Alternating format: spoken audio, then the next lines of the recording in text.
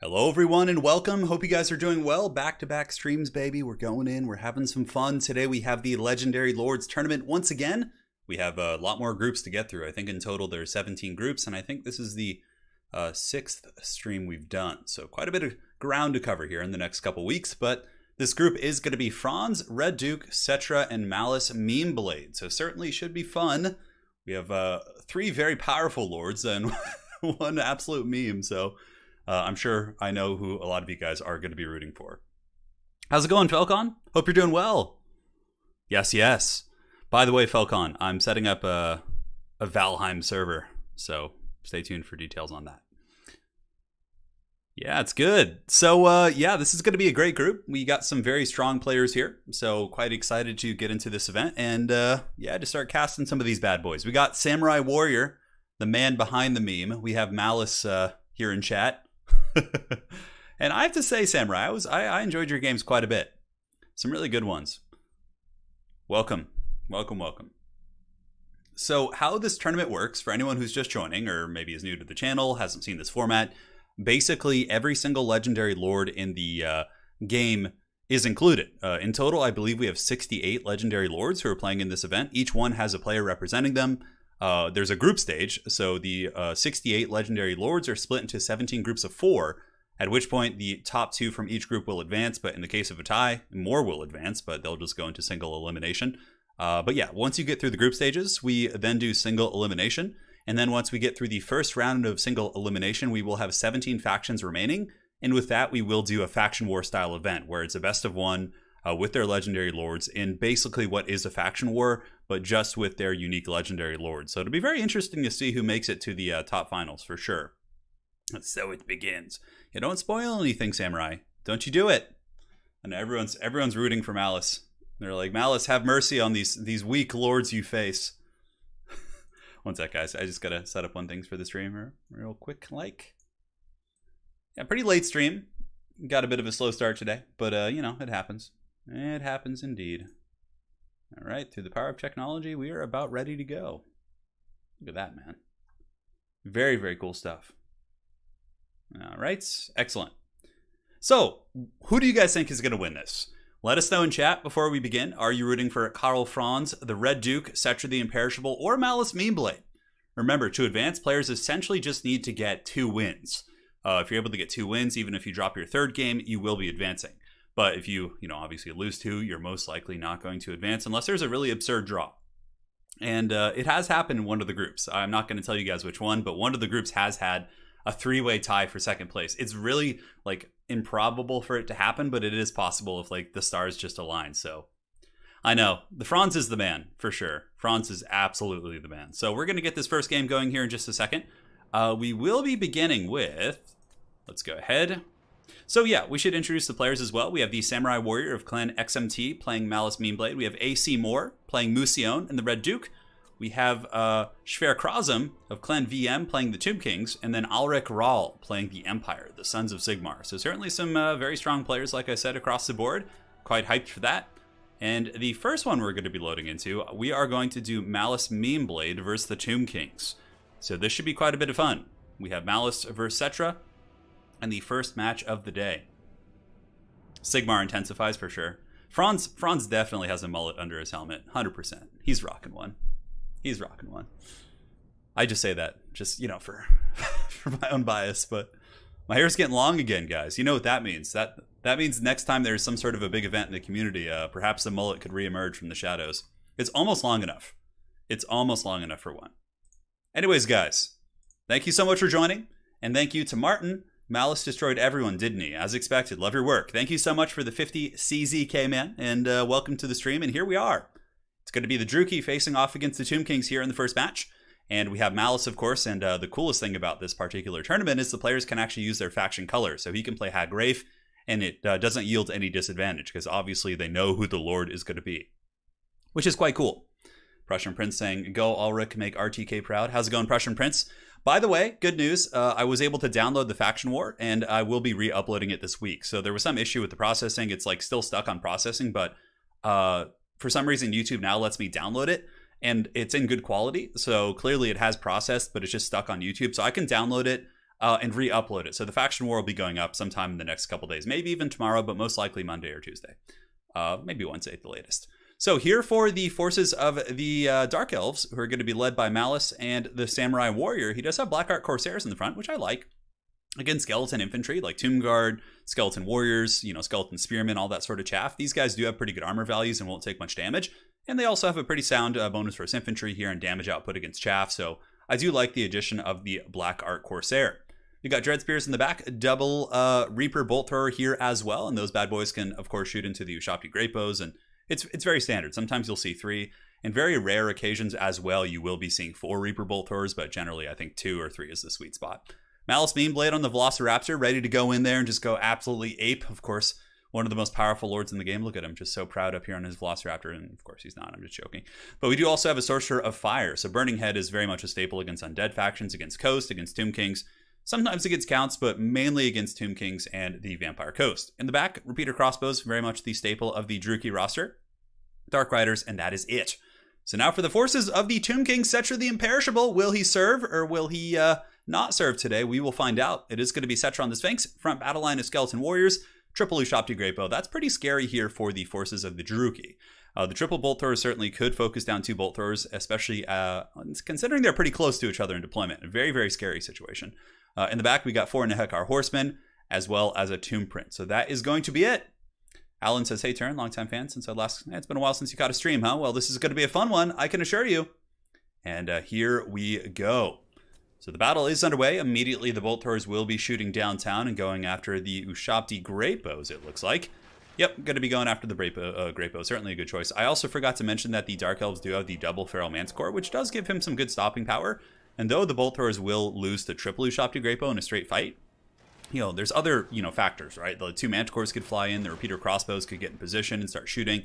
And also the Ushabti Great Bow might decide to just shoot something else, right? They might decide to just Lord Snipe instead of going after the Bolt Throwers, but I think they're probably going to go after the Bolt Throwers here. That must be the choice. Yeah, and you can see immediately the Reaper Bolt Thrower crew is taking some serious heat, and yeah, it looks like all 3 are still functional, but that's not going to be for long if those Ushabti Great Bows still, keep pouring into those units. So knowing that the ranged duel isn't going to work out as well, the Druchii do advance, which is a good play. Obviously you don't want to sit there, let them get even more of an advantage, and then when you then advance, you get shot by the Great Bows and all those other assets here. So I think advancing is the right choice. So Malice Mean Blade on his mighty Velociraptor Spike, going to be leading the charge, and here he comes. Look at the best of boys. Going to be blitzing into the skeleton, perhaps? No, he actually pulls back at the last second. K8 Assassin moving up as well. But now look at this. So all the Great Bows have actually switched from the Bolt Thrower, which they already killed, mind you, or pretty much wavered it off here. And they're going to be switching on to Malice, which certainly sucks. Granted, Malice does have the transformation, so he could go into his demonic Super Saiyan form. And might be actually obstructing them by sitting in the Tomb Guard here. But now the Tomb Prince is coming in. Malice getting hog wild here, guys. This could be an absolute disaster. Granted, it looks like there's going to be a fat Burning Head. Malice does pop the blood price. Pretty good Burning Head there. Actually takes out those Tomb Guard pretty handedly. That was a really, really strong one. And Malice immediately has to go into his demon form. So guys, Zarkan is here. He's ready to party, and he is taking a shit ton of damage already, though. Definitely a very, very rough start here for the Druchii. This is definitely quite painful. Malice is pretty much going to die here. There's no way he's going to survive both Settra as well as his Tomb Prince. And Malice, living up to his name of the Meme Blade here, is getting absolutely canned and having a really bad time. Assassin's Trophy is active, though, and at the very least, though Malice will die here, he is actually getting some okay damage back on Settra, a little bit against the Tomb Prince as well, so it's not like a complete, failure, but yeah, definitely a much better situation there for the Tomb Kings. Malice Meme Blade has lived up to his name, and he has paid the troll toll. So there goes Spite. Spite's like, screw this shit, I'm going home. And now we do have the Manticores diving in as well. On the edge of the battlefield, Nehekar Horsemen able to get some good engagements. Looks like the Dark Riders are being, harassed and harried by the Horseman Corps. And there's going to be rear charges coming in. Both Bolt Throwers are offline. This is looking like an absolute disaster here for the Druchii, guys. I don't see too many ways that they could perhaps come back here. Yeah, the Manticore is now being attacked by Settra, but another big Burning Head going down. That is pretty brutal. I mean, we've seen a Tomb Guard go down. On that same note, the Black Art Corsairs are really dominating their frontline fights. You can see these Tomb Guard are on death's bed here. These Tomb Guard are broken. So there's still going to be a ton of Dark Elf infantry to deal with. So even though Settra has killed Malice, looks like this Manticore is shattered and destroyed as well, which, man, really, really rough start here for the Druchii. There's still a lot of Dark Elf infantry that are going to be a bit of a pain to deal with. So you got to kind of take that into account as well. Dark Riders chasing down some Nehekar horsemen and are supported by some Dread Spears on the ground, as well as the Sorceress of Fire. So the magic, yeah, no, Malice definitely Leroy Jenkins that one, 100%. But one of the Great Bows is going down, and now we do have Blackheart Corsairs, as well as the Dread Spears hunting. Corsairs are pretty quick with 40 speed, so they can stay right on the heels of a retreating Ushabti Great Bow and pretty much keep them from getting away. I mean, the Great Bows will create distance eventually, but you know, for the most part, it can do some work. Now, the Ushabti Summit is coming out, Fireball going in as well, and this Feral Manticore is actually getting a fair amount of damage on Settra the Imperishable. He's getting worked up, and like I said, the infantry fight was very dominant for the Druki. The Burning Heads and the Corsairs were all able to win their respective fights. And also, it looks like some repeater crossbows were able to stabilize, which was actually quite valuable. Those repeater crossbows could put some serious hurt here into Settra. We still do have the Canate Assassin, and it looks like the Canate Assassin is going to be jumping in and actually probably finishing off this Tomb Prince. I don't see him probably escaping this blob. Horses don't really have the best mass, and you know, you can see that horse does not have a lot of meat on his bones there, so he is not going to have a good time. Ushabti Great Bow still getting hunted here, and looks like the Corsairs are hot on their heels. The Ushabti Summon still doing some substantial damage against the Blackheart Corsairs, but yeah, this is really, really good. The Repeater Crossbow positioning here, able to rip some fat shots here into the Chosen of the Gods, while the Fire Sorcerer just kind of sits in the back. Fireball going in, 3,200 HP. It looks like it was a swing and a miss. And it might have hit one of the Ushabti on the way in, which is what it looks like happened. And look at this, the dreaded Bolt Thrower team is back online. They're coming, man. They're re-equipping those bolt throwers, and now there's going to be some ranged focus coming in from the Dark Elves. Could this be a wild comeback? That would be absolute lunacy. That was one of the more disastrous starts I've seen in quite some time in my tournaments here. And if the Dark Elves were able to come back, that would be very, very impressive indeed. So the Repeater Crossbows at this point falling back, basically just kiting out these summoned Ushabti as well as the Nehekar Horsemen. And the Blackheart Corsairs are really proving to be MVPs here, just hunting down these Ushabti Great Bow. If these guys could sit and shoot, they could actually do some big damage against the Manticore, against the Corsair Infantry. And the Canate Assassin is also hunting Settra. Settra's on the run. Maybe turning and fighting here would be a good choice for Settra. Granted, there is a Feral Manticore coming as well as Spear support. And it doesn't look like Settra has much support, guys. It does not look like it. Settra's down to 2,000 HP. Here comes the Feral Manticore, jumping in after Settra, getting some nice damage. He's at 26 leadership, but you have to remember, as he's running here, the Canate Assassin is blasting him with the crossbow, and he wants vengeance for the trailer. If you guys remember the trailer, the Canate Assassin gets trapped in the tomb and has a pretty bad time, but it looks like here he's trying to get some revenge for that cinematic trailer. Dark Elves, of course, often take some beatings in the trailers, just like their cousins, the High Elves. Now that Manticore's still alive, maybe looking to dive Settra here. The Corsair Infantry chasing down the Ushabti Great Bow. Repeater Crossbow Cavalry appear to have been hunted, but it looks like at the end of the day they do stabilize with 21 models, which is still some really good damage output. And the Corsair Infantry still going in, 59 models, really, really pressuring. Their damage output against the Ushabti will be very bad, since their melee attack isn't terribly impressive without, well, I guess it's not bad, but really they're more of a bonus versus infantry piece. But the Ushabti Great Bow are still running instead of shooting, which means that pretty much the only functional piece here on the battlefield is Settra. Look at this, the Druki are pulling ahead. Settra gets fireballed. The Canate Assassin just blasted him. Assassin's Trophy active, making that Manticore into a legendary lord here. And now the Manticore is going to be landing, going after the Chosen of the Gods. And this is looking like it could be a wild Druki comeback. Absolute lunacy, man. And Settra the Imperishable at -7 leadership, being hunted down by spears. That wild-ass Canate Assassin just on the hunt, man. Sparing no one. He does miss that shot right there, which is pretty fortunate for Settra. But now Settra's crumbling. It looks like he's at -4 leadership. There's spear support coming in. The Repeater Crossbows are here. And with that, guys, Malice Meme Blade, though he made the most heroic sacrifice of all time, is able to, his army is able to win without him. So truly, truly a Malice experience for sure. Oh my God, there's like battle planes flying over here in Los Angeles. Hey, Scott Walker, thank you for that donation. I was in the heat of commentary, so sorry I missed that. But I reckon Settra will get served. Your prediction was quite prophetic. Going to be tough for the undead. Well, it looked like Settra was going to be doing the serving in the beginning, but when the Ushabti Great Bows all started getting chased, this faction should be changed to the Manticore faction, or the Canate Assassin should become the new legendary lord, I think. But well played to both players. This is a fun match. Samurai Warrior, despite a couple early blunders with the Manticore and Malice, still was able to come back with beautiful burning heads and really good Corsair play, and also very good individual play with that Manticore. And Shver Krasm also did quite well, really taking an early lead, punishing that overextension, and getting some really good Ushabti Great Bow play. But that was a wild-ass comeback, man. That was super unexpected. Yeah. That was really crazy. All right. So, there you have it, guys. Certainly throwing a wrench in everyone's predictions there in the very beginning. Let's go ahead and delete that replay so I don't accidentally cast it again. Because, you know, that's something I could do. Something I could do.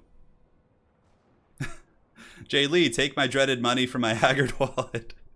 I don't know why that made me laugh, but it was funny. Thank you, man. Appreciate the donation. That's very generous of you. Player got rid of Malice ASAP.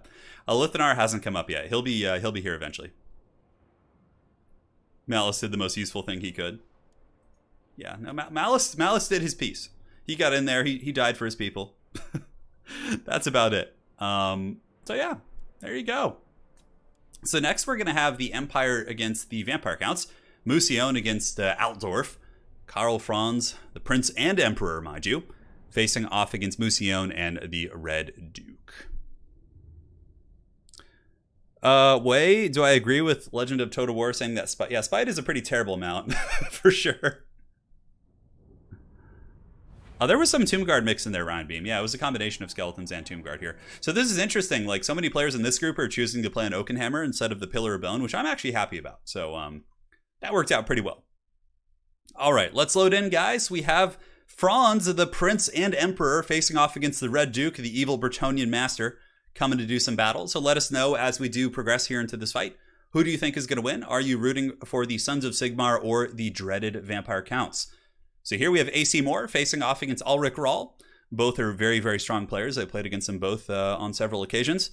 Okoye rooting for the Red Duke. Red Duke is certainly an underdog, but Okoye, on that same note, this matchup is actually considered to be a little bit Vampire Count favored. Granted, it depends on how experienced the Vampire Count player is, but I would say if you put a really good Empire player against a really good Count player, the Count player would probably have like a 60-40 advantage, or maybe 55-45, but still a substantial advantage in terms of matchup overall. But that's not to say the Empire can't win it. And that's what's cool about the Empire.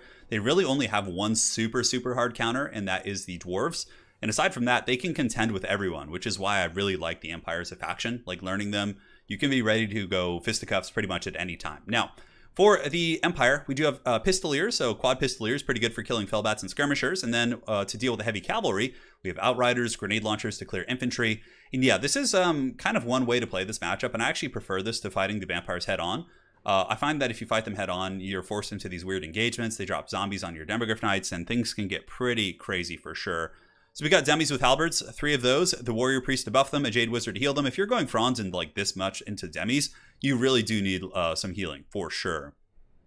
And that is pretty much it for the Empire. For the Vampire Counts, we do have the Red Duke, some Fellbats. As far as cavalry, we go double Blood Knight and double Black Knight. So sometimes you see 2 to 3 Blood Knights. That's pretty standard in this matchup. With a couple Graveguard as well. Graveguard won't be terribly useful here, considering the Empire is more or less going full elf here. They're going full kite. But yeah, you can do this with wagons. Like, you can do it with Pistoliers and then like double wagon and then a bunch of heavy cavalry. Just really kind of drag the Vampire Counts through the mud, which I think is a very efficient way to play the matchup.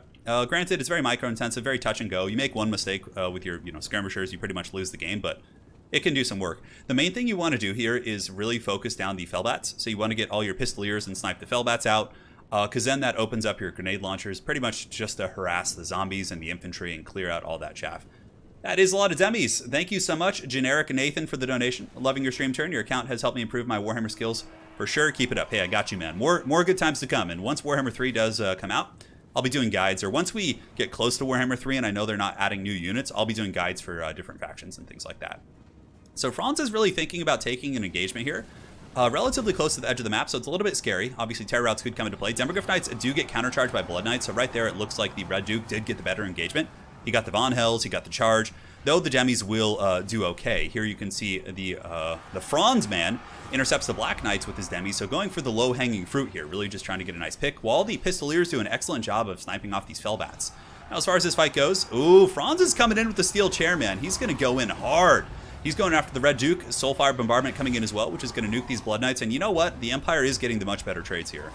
Just overall, overwhelming in terms of sheer numbers and mobility, and also the force multiplying buffs. Now, this could change things. Another Blood Knight charge comes in and surrounds the old Demogryph Knight blob. And now what the Red Duke needs to do is drop some summons. But man, Red Duke is getting dunked on by Franz. Holy shit, I did not notice that. He is taking so much damage. The Franz with Reikland, Runefang, and Gal Maraz really giving him the business. But now Red Duke should pull up, get a big breath attack here. Yep, looks like he's going to do that. Franz is kind of trapped on the ground here. And yeah, that's a nice breath attack right there. Melts a ton of those Demogryph Knights, kind of ebbs the balance of power back to the middle. And now the Red Duke going for a snipe on the Jade Wizard, which is another very good play. But it looks like the Jade Wizard is able to dodge that, while the Demogryph Knights with halberds do bounce out, going after the Red Duke and making for a very scary situation. But that Jade Wizard surviving quite well. And Franz, the Prince and Emperor, escaping here. But oh, this is going to hurt. Demogryph Knights could go right off the edge of the battlefield. That is 15 demis. That is a very, very devastating loss, to say the least. The Jade Wizard is terrified, but it looks like he should come back. This is still a close-ish game, especially considering the Red Duke can heal. Okay, thankfully for the Empire, the Red Duke did come back. Franz is one of the scariest duelists in the game if he has his items. Without his items, he'd probably lose in a duel to the Red Duke, but if he can time those duels with his items, he can usually win those respective fights. Now over here we do have one unit of Black Knights, which is basically just chasing down the Pistoliers, which is fine. Eventually those Pistoliers will be able to kind of drag those guys out. But yeah, the Demi-Corps did take quite a bit of damage. Now is the time for the Empire to get its bearings, because you can see the Red Duke is, of course, going to be healing with invocations and things like that. So that will kind of change the dynamics of this battle, and you can see the balance of power really is pulling back to the middle. Also, as ammunition does run out, that's going to be another big variable as well. Now, Franz going for the freebies here on the Blood Knights, trying to get as many picks as he can. Has to be careful, though. There's zombies and Graveguard and Sternsman here, so he doesn't want to get trapped over there amongst all those infantry and just get mucked down. Now, the Red Duke's still on the hunt, but these Black Knights being kited by the Pistoliers, Demogryph Knights, and the Warrior Priest probably coming around the back here because they want to intercept these Black Knights. And yeah, you can see the attack orders given. And the Duke thinking about landing, a little bit scary for sure. He does get Foe Seeker, giving him a nice little buff to his vigor. And yeah, these Black Knights are going to be crumbed. This is basically, if you're playing Empire Kite against Vampire Counts, you really want to make sure to just remove the mobility, and then from there you can just pretty much have your way with cycle charging and all that sort of good stuff. Because obviously Vampire Counts don't have the range. So demis are here. It looks like the Red Duke thinking about going in for a fight here. El Sif has popped, and he's going for a breath attack on the Franz. And not good, not terrible. Not great either, though. Does, probably like 400 or 500 damage. Nothing terribly substantial. Pistoliers are shooting the Red Duke, and the Vampire Army is certainly quite beat up, but the Empire Army is also quite damaged. These guys are down to 15 models, 16 right here. HP is below 40% most likely. And Franz is really going to have to put this game on his back, because at the end of the day, there's still a fair amount of Graveguard left, a lot of zombies, a lot of chaff, and the Red Duke still could cause some serious problems here in the battlefield, so we'll see.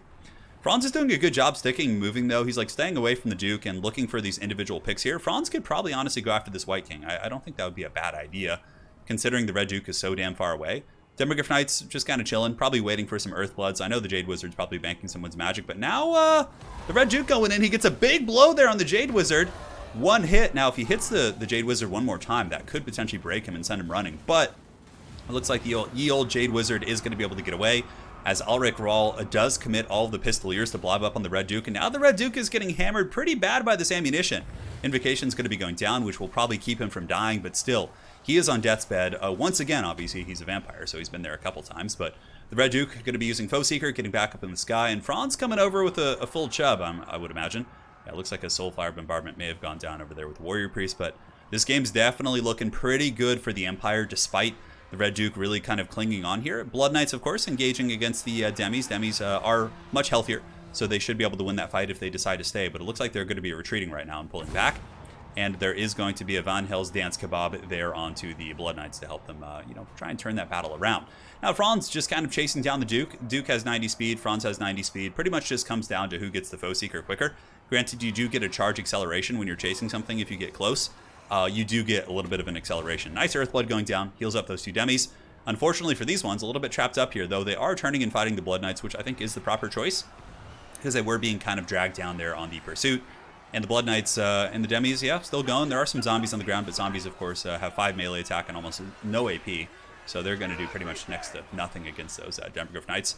And the Demis do crumble down those Blood Knights and pull back. Balance of power is still a little bit Empire favored, but not to the point of no return.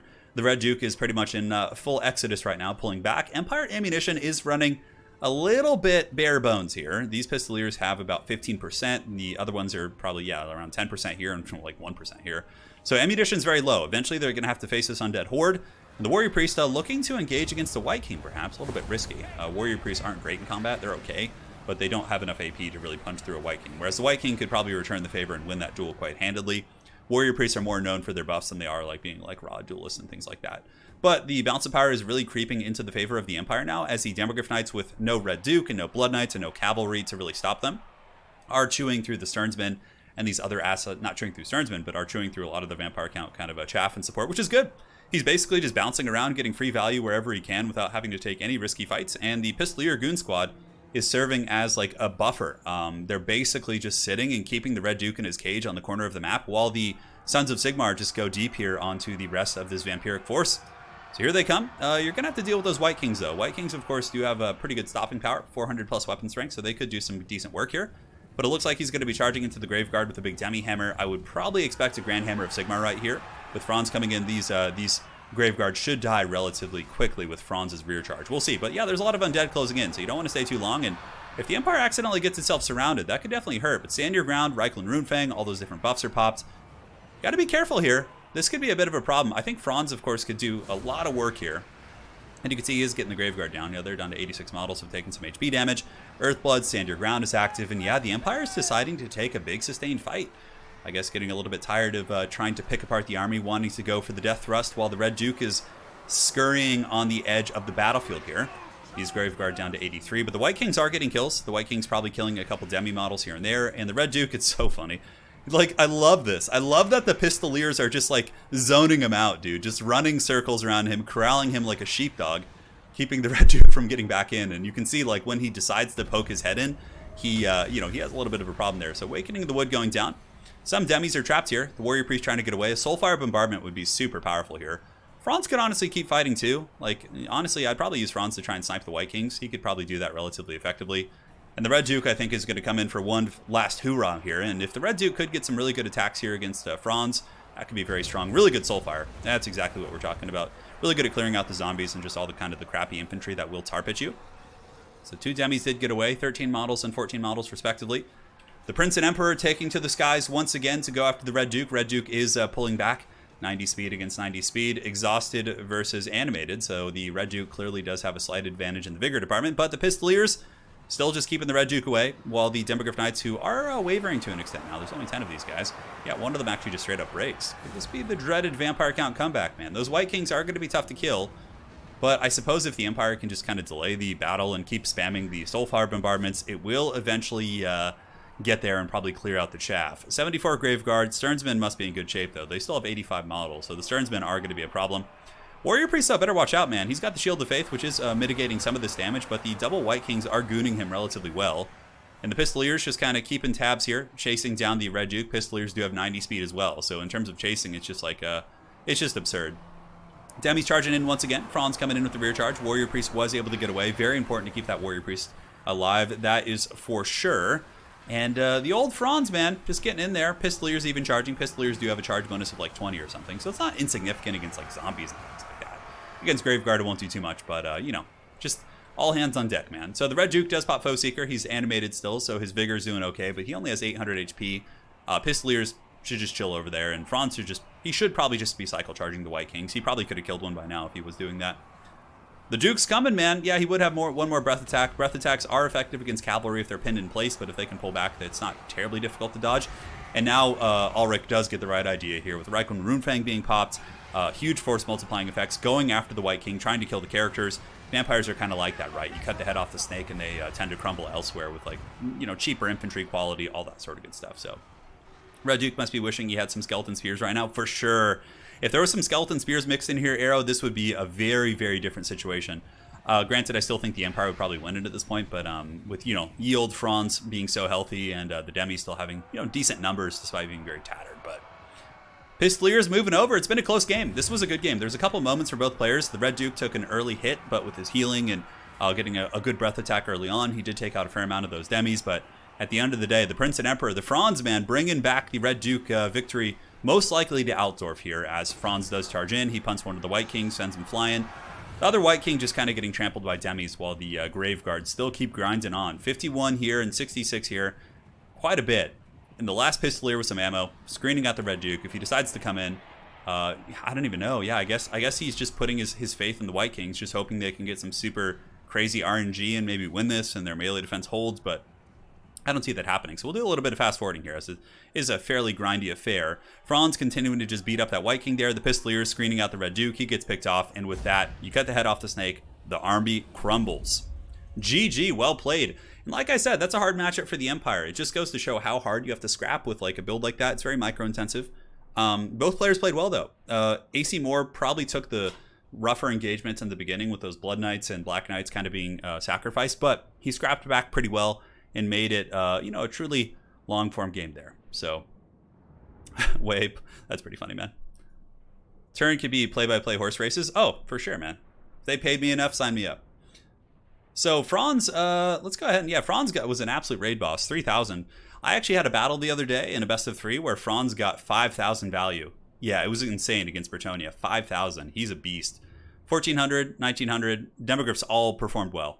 Pistoliers did great. Look at that. 1,400, 900. Like, Ulrich Rahl squeezed out great value from all his units, with the exception of 2. But, I mean, that's really good, considering you're playing a Pursuit faction like Vampire Counts. And the Red Duke, only 1,400. Graveguard did okay. Blood Knights kind of got crumped. One of them did fine. But generally speaking, yeah. This whole Empire army really performed. He squeezed every ounce of value out of it that he could. Well played to both players. It was a good scrap. Now we'll load into the next one here in just a minute. And do it to it. Elector Counts status summoned. Yes. What factor makes the High Elves advantage over Vampire Counts? Well, the High Elves can out-duel the Vampire Counts in the single entity game. And also, you can't really go air against the Elves, so it really gives them like full dominance in the air with like cycle charging. Because if you bring in Air Force against the High Elves as the Vampires, they're just going to bring Alariel, and they're going to Tempest you. Their Air Force will kill your Air Force, and then they'll just annihilate your ground army. If you go ground army, then they're going to have Phoenixes and Dragons and Breath attacks and just be like dumping all over your ground force while you're waddling towards them. Yeah, it's pretty rough. The High Elves typically dominate Vampire Counts pretty hard. Dark Elves are actually very good against them too. Okoy is all sad in chat. I'm sorry, Anakin. The Red Duke will be back to his former glory. Don't you worry. He is a powerful lord indeed. All right, so that was a great game between Moore and Ulrich. I love that one, man. Very, very clean Empire play. So what match do we do next? What match do we do next? So next we'll be going back to Musion and having him face Settra. So this should be interesting. Settra did lose his first game against Malice Meanblade, so if Settra does lose this game, he is more or less eliminated from the tournament. And same with AC Moore. So they've both dropped their first game, both the Red Duke as well as Settra. So this is a battle for these two players to basically stay in this tournament here. Yeah, it's so interesting. This whole group is picking the same map, whereas the other groups were all picking like the Pillar of Bone and all that sort of crazy stuff. So, yeah. Anyways, which demon faction do you think will be the best in multiplayer? I have no idea. I have no idea, dude. I want to say Nurgle because Nurgle's tanky, but, I don't know. I feel like Khorne will be like one of the weaker ones. I don't know why I feel that way. Just probably because they don't have magic. Yeah. But, I mean, I have no idea, dude. Really, there's no way to speculate. Like, unless I really draw experience from tabletop, which is all over the place. So. All right, guys. Just enjoying a sip of water here. Yeah, these games are done via replays because with 68 players and 17 groups, it'd be super annoying to coordinate, like, who's free. It would take forever for me to get through them and schedule. So doing it via replays, of course, with live commentary is the way we're doing it. The commentary is live, of course. I'm chatting with you guys. We're doing it. Scott Walker, thank you for the donation. He says, yes, crumble, crumble. Thank you, Scott. Appreciate that donation, man. Sorry I missed it during the game. Yeah. Yeah, Khorne will probably be one of the weaker ones. Like, not having magic sucks, for sure. Yeah, we'll see, though. Yeah, Boris is in the tournament, Ivan. He already, if you go back into the playlist of the Legendary Lords tournament on my channel, you can see his games. He was in a group stage with Sigvald. So Aerocrastic played Sigvald. We had Newport playing Boris Todbringer. I won't spoil it for you, but it was a really good group. It was one of the first ones I did, so go back and check it out. It was a fun one, man. Yeah, the Warrior Priest got a lot of kills, Luther. He was able to get the Soulfire bombardments on the zombie blobs. Pretty clutch for sure. And also he buffed up the demis during those big blob fights and really made them dominate the Blood Knights, which was pretty cool. Yeah, Knighthood, much less waiting for sure. There's something that's really fun about live games. Like in Faction Wars, it really feels, you feel the energy. But for this particular format, doing it live would be an absolute nightmare. Potato, you've only missed a couple games. You can always rewind in the replay and go watch them and then catch up if you want. Do you think Chaos Dwarves will be OP? I think they'll be really good. Yeah, I think Chaos Dwarves will be very strong at launch. They'll probably get like tuned down because they're going to have a lot of the strengths Dwarves have. They should. I mean, in tabletop they didn't per se. In tabletop, Dwarven infantry and fantasy were like much better than Chaos Dwarf infantry and things like that. Like, but I think in this game, like at first, I have a feeling Chaos Dwarves will just be objectively better and then maybe get nerfed. But that's just some deep tinfoil hat speculation. You know what? And something that before we start this game, something that I think I missed in my analysis of the faction rosters, I actually think Creative Assembly is going to make up new units with Games Workshop for the demon factions. Like, I think we could see like plague zombies and things like that for Nurgle. It just occurred to me after I already published a video, and I think we're also going to see cultists like for these 4 factions. There'll be a cultist of each type, which will maybe be like a lower tier replacement for Marauders, or maybe even like a 200 gold unit that's just like terrible. It didn't even occur to me. There's probably going to be cultists. There's probably going to be like plague zombies, like that kind of shit. It just didn't occur to me. I'm just a fool of a chook. But in doing the research, it kind of stimulates the thinking of these ideas anyway. So, all right, guys, let's load in. Enough of my rambling. Let's get back to business. Here we are, guys. The Red Duke and Settra both on the brink of elimination here. So we'll see who's going to be winning this bad boy we got going. We do have a front line of zombies. A secondary line is going to be Graveguard with a mixture of great weapons and basic. It looks like, no, they're triple great weapon plus Sternsman. Okay.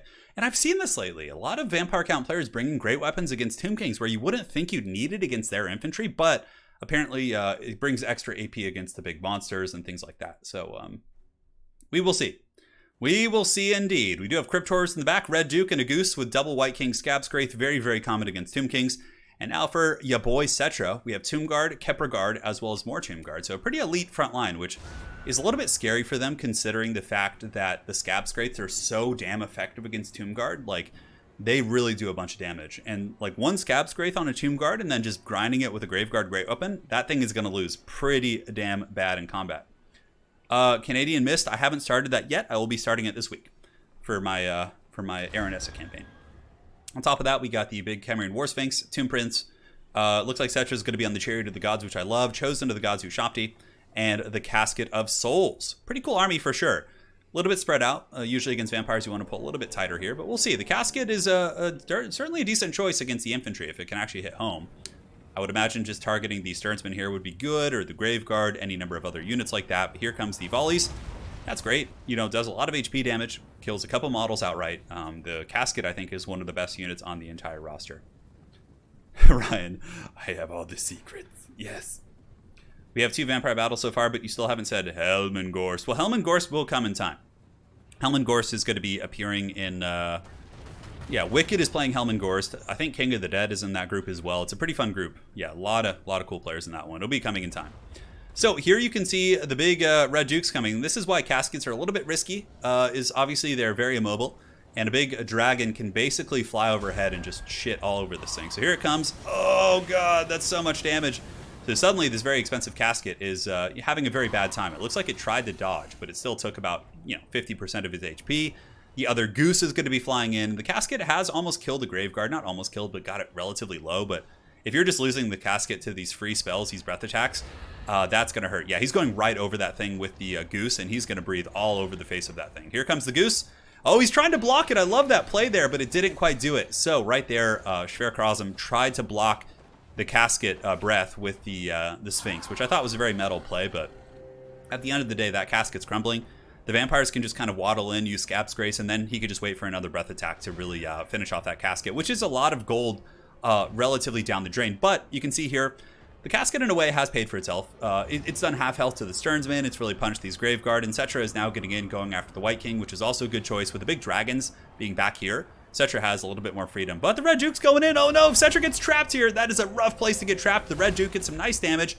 But now it looks like the Tomb Prince is going to be charging back in and getting some good damage on the Red Duke, actually. All right, this is going to be a rumble.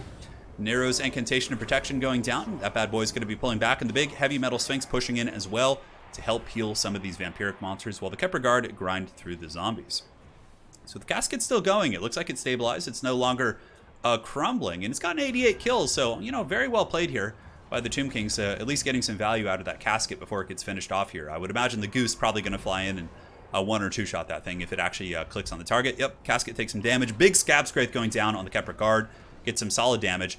And the Big Sphinx trying to get back there, but a little bit blocked up by his own Ushabti here. Yeah, you can see he's trying. And is he going to get some damage? 5,500 on the Big Goose. It looks like the first attack does miss as the Goose is able to escape without taking too much damage.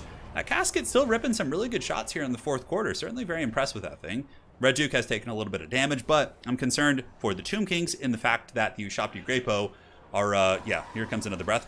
You know, at the end of the day, that Casket absorbed 4 breath attacks, or 3 breath attacks, which could have been killing Tomb Guard and Kepler Guard, and it actually ended up doing a fair amount of damage. So I think that Casket really didn't do badly considering the circumstances. Now, we do have a bit of a backfield dive here. Red Duke and the Goose going after the Chosen of the Gods. A little bit risky for the old Duke, though. There is a Tomb Prince nearby. The Sphinx is here. Settra actually isn't a terrible duelist on his Chariot, especially with Cursed Blades active. And yeah, you can do some damage, man. But here comes the big goon squad getting back here. Somehow the Red Duke escapes when the Tomb Prince is literally standing right on his hide there. I think that the Tomb Prince maybe wasn't attacking, and that's how he was able to get back up. Here we have the Goose continuing to hunt down the Chosen of the Gods. Certainly a good choice. If those things are allowed to shoot, it pretty much gives the Tomb Kings, you know, a way to deal with your Air Force. Otherwise, if you can deal with the anti-air, the Goose and the Red Duke can pretty much fly around with impunity and do some decent work. So there goes the Goose running for the hills, man, quacking as the Big Sphinx, or what? I mean, Gooses quack, right? Do they have another descriptor for those type of sounds? I'm not sure.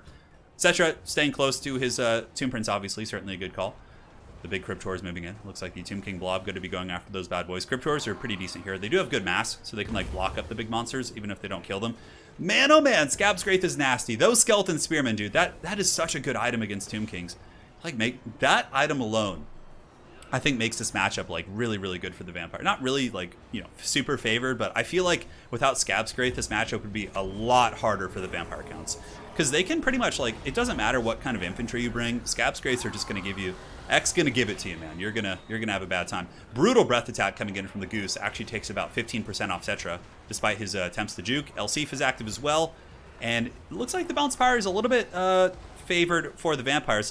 Also a Zombie Breath Attack going down on Settra. Doesn't quite finish him off there, but he does take some work.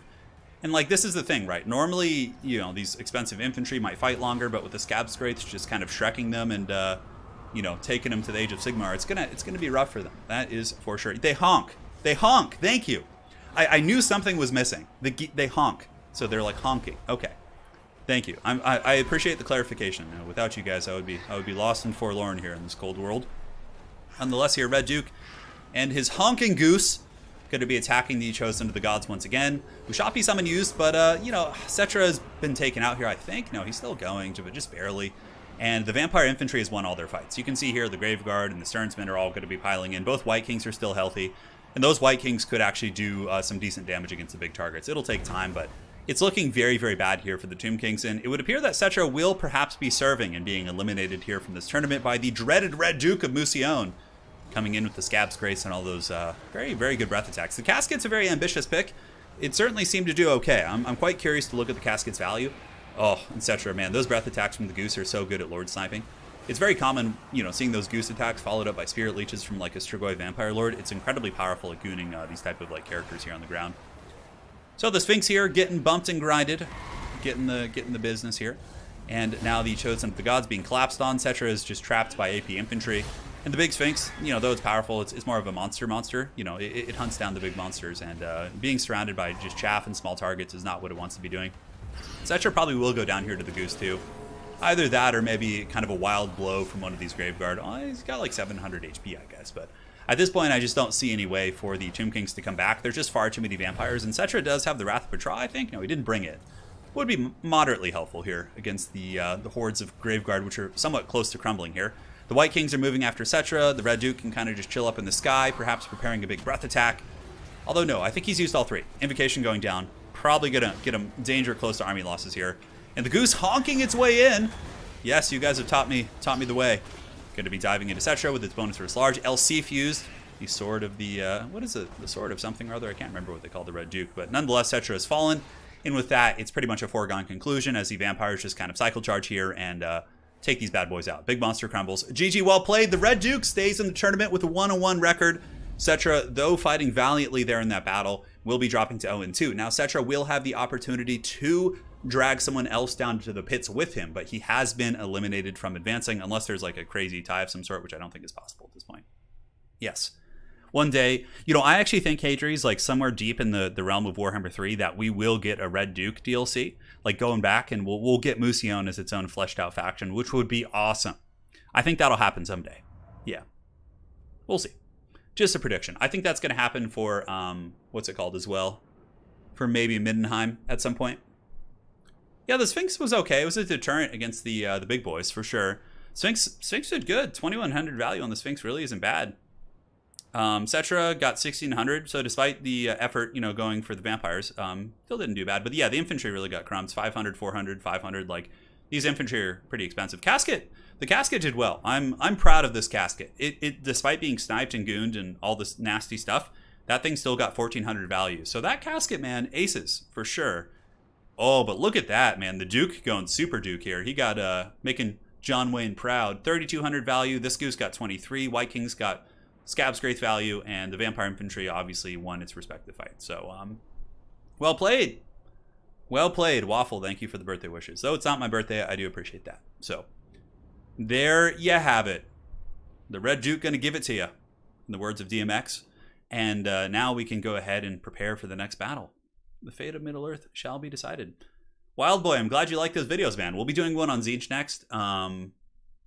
And I think Tzeentch is going to be next. We'll finish up with Slaanesh. I'm going to do like one per week. So the Red Duke is the most famous French vampire. Oh, all right. Some lore coming in from Wicked D in chat. I love it, man. So let us go ahead here. We had the game. So here we are.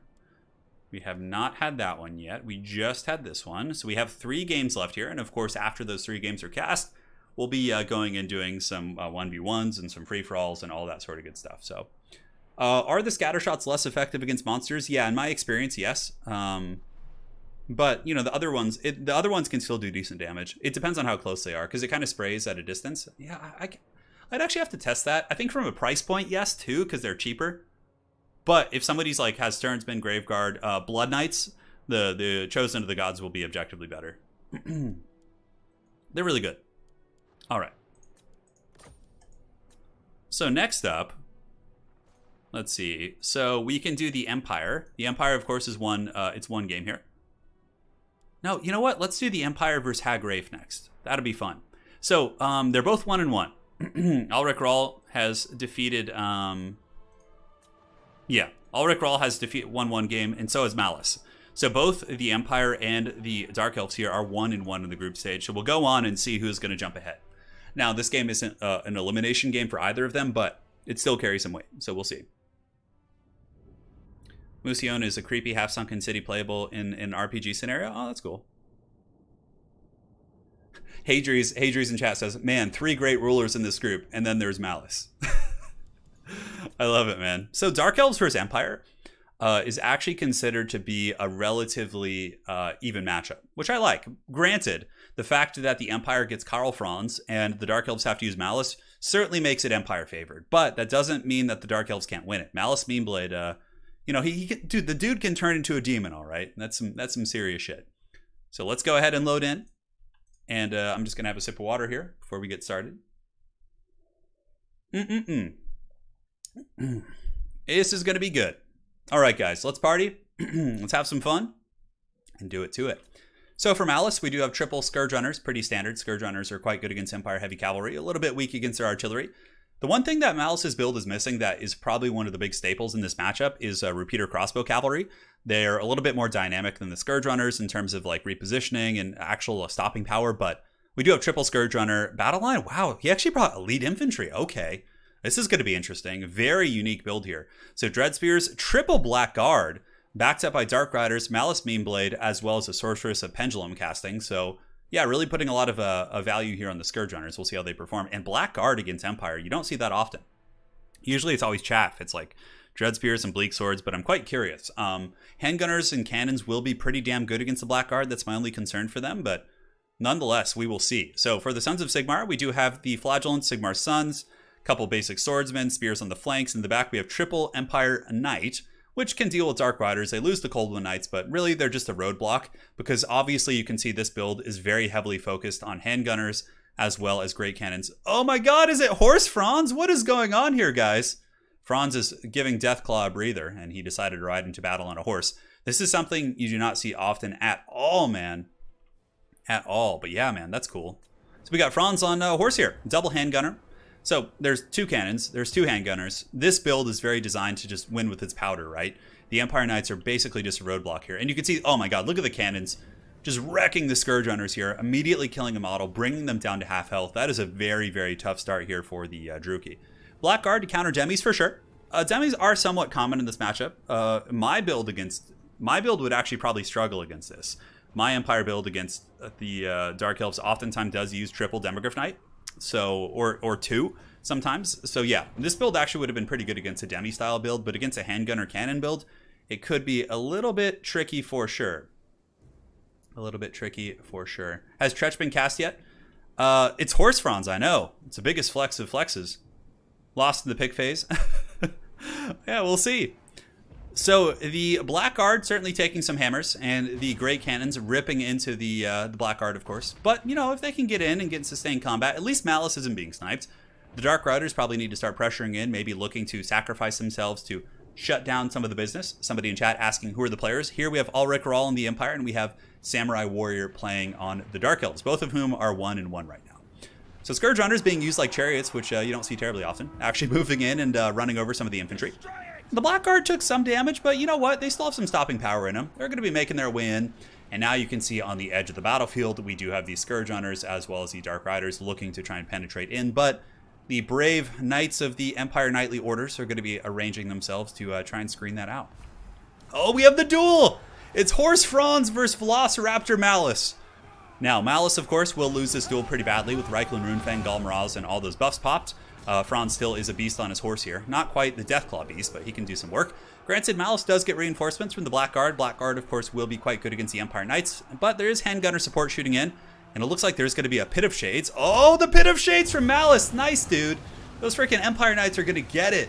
Oh, they're getting drained so hard, and now Malice Meanblade turning around the duel, and Franz being forced to retreat. Oh, look at that. Very, very cool Pit of Shades. The Blackguard, of course, will do very well against swordsmen and flagellants with their armor and durability, and in the backfield, it looks like the Empire Knights are being rammed by Scourge Runner chariots as well as Dark Riders, and a lot of aggressive pressure here from the Dark Elves in the backfield. They really need to shut down these cannons somehow, though, for sure. Those cannons are causing big problems. And now look at this, the seesaw continues. Malice Meanblade is forced back by Franz, who probably received some healing from either an Earthblood or a Regrowth, and perhaps Malice is going to have to use his demon form here. He's shaken. Certainly does not want to get broken and chase off. The blood price is active, so Malice is suddenly going to be hitting super hard at 720, and the Demon's Curse as well. So it's so funny. As each of them pop their respective buffs, they basically just pull back. But you can see here the Sorceress of Shadows did get nuked by the cannons, and the Dark Elves have not been able to really penetrate the Empire back line. The Spearmen plus Empire Knights holding back the Dark Riders and Scourge Runners. These Empire Knights happily screening out these Dark Riders. And it would seem that Malice is struggling to really get in there and, you know, do the work against the old Franz. There you have it, man. Malice is in his demonic form. Franz, once again, wants a piece. He's healthy. He's cycle charging very efficiently. Franz on horse does have a charge bonus of 90, which is pretty crazy. Malice only has a charge bonus of a pitiful 86. Still not bad, of course. But Franz's horse is quite a bit faster, 78, whereas Spite, the Velociraptor here, only has 66 speed. So Franz appears to be doing very well in this duel. Granted, Demonic Zarkan is getting Franz low, and Franz only has 1 life, but Zarkan is, of course, a ticking time bomb. So Balance of Power is going into the favor of the Empire, but it kind of keeps creeping back, but it's only going to become more of an issue as the Empire restabilizes its cannons. It gets its handgunners shooting again. There's 63 handgunners over here, which are just going to dunk all over the face of the Scourge Runner, and Franz also intercepts them and gets some nice work in. So Malice able to break those Empire Knights. If Malice could perhaps kill Franz, maybe. That would be enough. But yeah, the fact that Malice degenerates is so stupid. I really dislike that mechanic. It just makes it dumb. Like, I don't know. They got to change that ability somehow. Because you could just like run from him like this, and then he just like, it's just garbage, you know?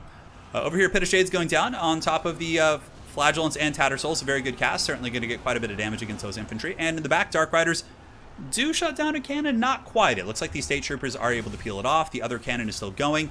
And Malice does get on top of the handgunners, and Franz actually in a little bit of trouble here. Malice going for one last meme to rule them all. 614, his health rapidly disintegrating. Franz, of course, has access to healing, able to heal up, use his Foe Seeker to get away. And Malice is basically just going to die full of shame and regret in the middle of a bunch of spears here, which is pretty unfortunate for him. But at this point, the Sons of Sigmar certainly pulling ahead in the battle. Dark Elves do have some Blackguard here, which are still functional, but with there still being powder on the battlefield, as well as like one beat-up handgunner, is going to be a death sentence basically for the Blackguard. You can see another handgunner over here. You're shooting them in the back. They could just do that all day. The Blackguard will never catch anything, and they're going to be paying the iron price. I have to say, though, this has been a really good game. Despite the Dark Elves probably dropping this one, it was a good scrap, and he did very well with Malice. And that will be putting Malice to 1-1. And that will be putting Franz to 2-0. So Franz will be so far undefeated, more or less guaranteeing that the Sons of Sigmar are going to be advancing on. Because I don't see them coming back at this point. Though the Blackguard have gotten on top of the cannon crews, there's just so much Empire stuff left. Scourge Runners scrapping till the fourth quarter of the game. 650 HP on these bad boys, running through the ye old handgunners here. Empire Knights on the other side do shut down these Scourge Runners. And now the Blackguard are going to be chasing cannon crews and just getting shot by bullets for days. Malice full of shame. I suppose that's lore friendly, right? We do a little bit of fast forwarding. Balance of Power is pretty much army losses. It's just a couple shots away from being army losses here. Franz is still alive. Malice is just kind of decrepit and laying on the ground somewhere, and that is it. Malice is not eliminated yet, guys. He is 1-1. So Malice needs to beat the Red Duke. If Malice beats the Red Duke, he advances. Franz is 2-0, so Franz is pretty much guaranteed to advance. But that was a great scrap. And I guess he banked very heavily on like a cavalry-centric build with demogryphs, which he would have won. But considering the powder and the cannons and the width of that build, the elite infantry just were not up to snuff. They didn't do bad though. 753, 772, 608, 853, and yeah. Franz got about 2,000 value as usual. 1,200, 1,000 handgunners and cannons all did very, very well for themselves. Jake says, yo, Turin, love your streams, man. I'm a cop on rest days. Love unwinding to your streams. I got you covered, man. I'm here. I'm here for you. We're going to have some fun. It's going to be a lot of streams, a lot of good stuff going on. And yeah. You guess that's lore friendly? Yeah, I suppose so. All right, so let's prepare for the next game. Here is, of course, is the group. We have Ulrich Rahl representing the Dreadlord Karl Franz. The Red Duke represented by AC Moore, Settra by Schwerkrasm, and hopefully I'm saying your name right, bud. I'm sorry, Boris, if I'm not. And, of course, the Red Duke represented by the Samurai Warrior. So, there you have it. Yeah, no, Demi-Spam would have been good. It would have been good against that for sure. Lore-wise, what about the Sisters of Sigmar? Never, yeah, I don't know. That's a good question. Yes, I've read all the Game of Thrones books. Yeah, I read them back in 2010 and 11. Yeah, I binged those things. They were great. Which legendary lord are you most looking forward to who's not in the game yet, game 3 races or otherwise? Oh, that's a tough question, man. I really don't know. I really don't know. That's like too tricky of a question for me. I mean, I think the Glockkin is going to be super cool, and Tamerkhan. I hope we see like a lord riding a toad dragon for Nurgle. I think that would be really exciting for me, so. Yep. All right, so next up, we have a couple folks on the brink of elimination here. So that was the Empire versus the Druki. And now we have 2 matches left. The Tomb Kings are eliminated, but of course they have the opportunity to drag someone down here. They could actually drag down the... So here's the thing, guys. Next matchup, we have the Empire versus Tomb Kings. And if the Tomb Kings do drag down Ulrich Rahl, and then... Even though Tomb Kings have more or less lost because they've lost 2, we could then have like a massive tie going on. Oh my god, there could be some serious trolling. Okay, well, let's see. So next match, guys, we have the Tomb Kings, who of course are, they've lost 2, but they're going to be fighting the Empire here on Pillar of Bone. So it's going to be a fast and furious duel. But yeah, I'm quite curious to see how this unfolds. Yeah, I'll get a Discord link for you guys right now. Epidemius isn't that cool though, He's just like this sausage that just gets carried around and counts for Nurgle. I'm not that excited for Epidemius. He's fun in tabletop, but yeah, I'm just not the hugest fan. One sec here. All right. 1 second here.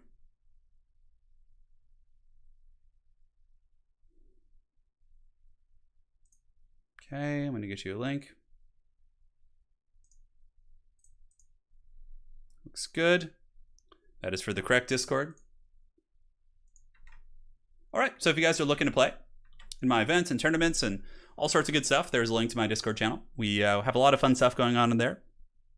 A lot of great people to practice with, and yeah.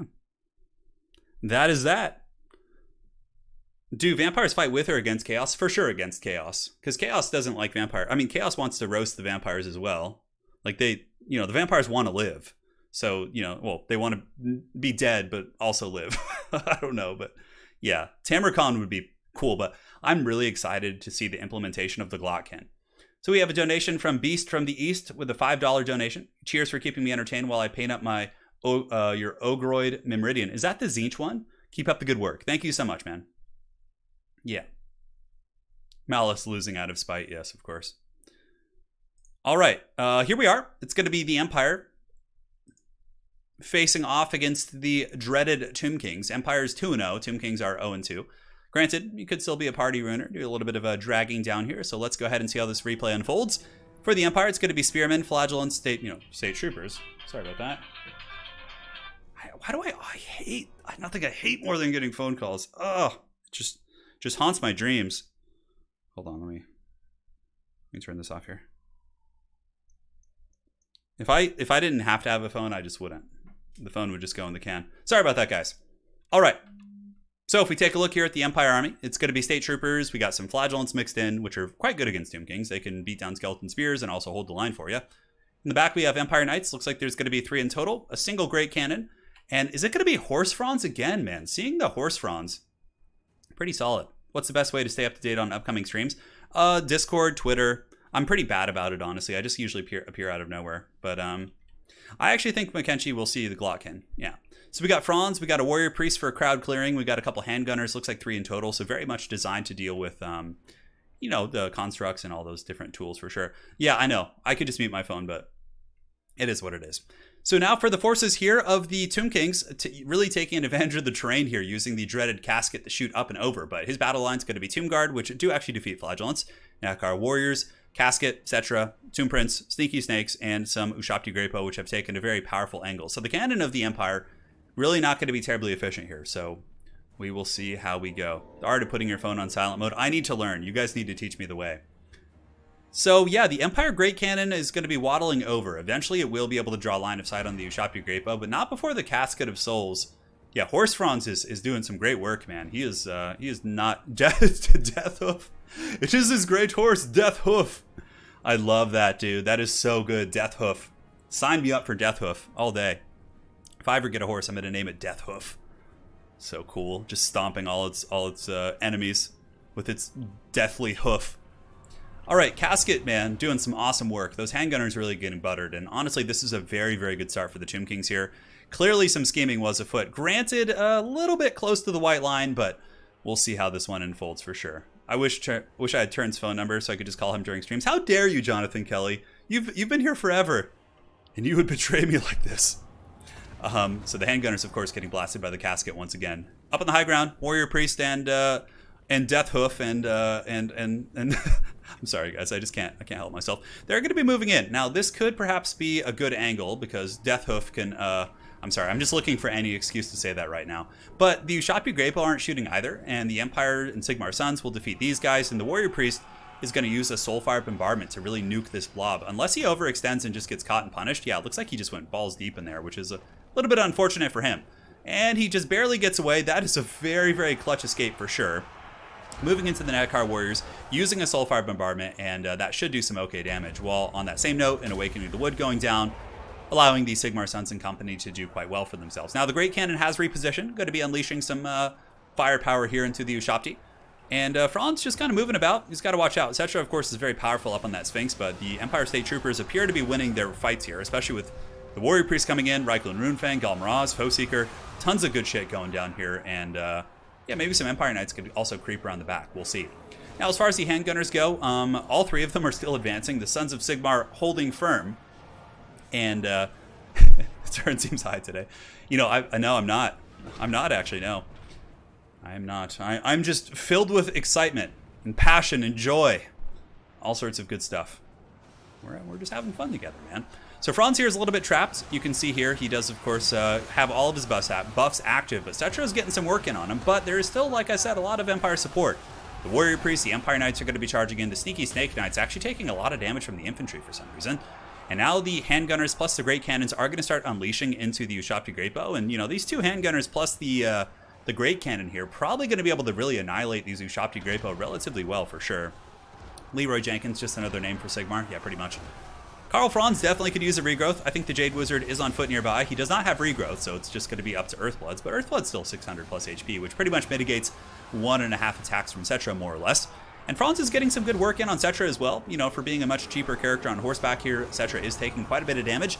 And the Empire handguns, like I said, with the Great Cannon support, doing excellent work against the Ushabti Greatbow. Probably a couple more volleys, and they'll really start to wither at a very, very rapid pace there.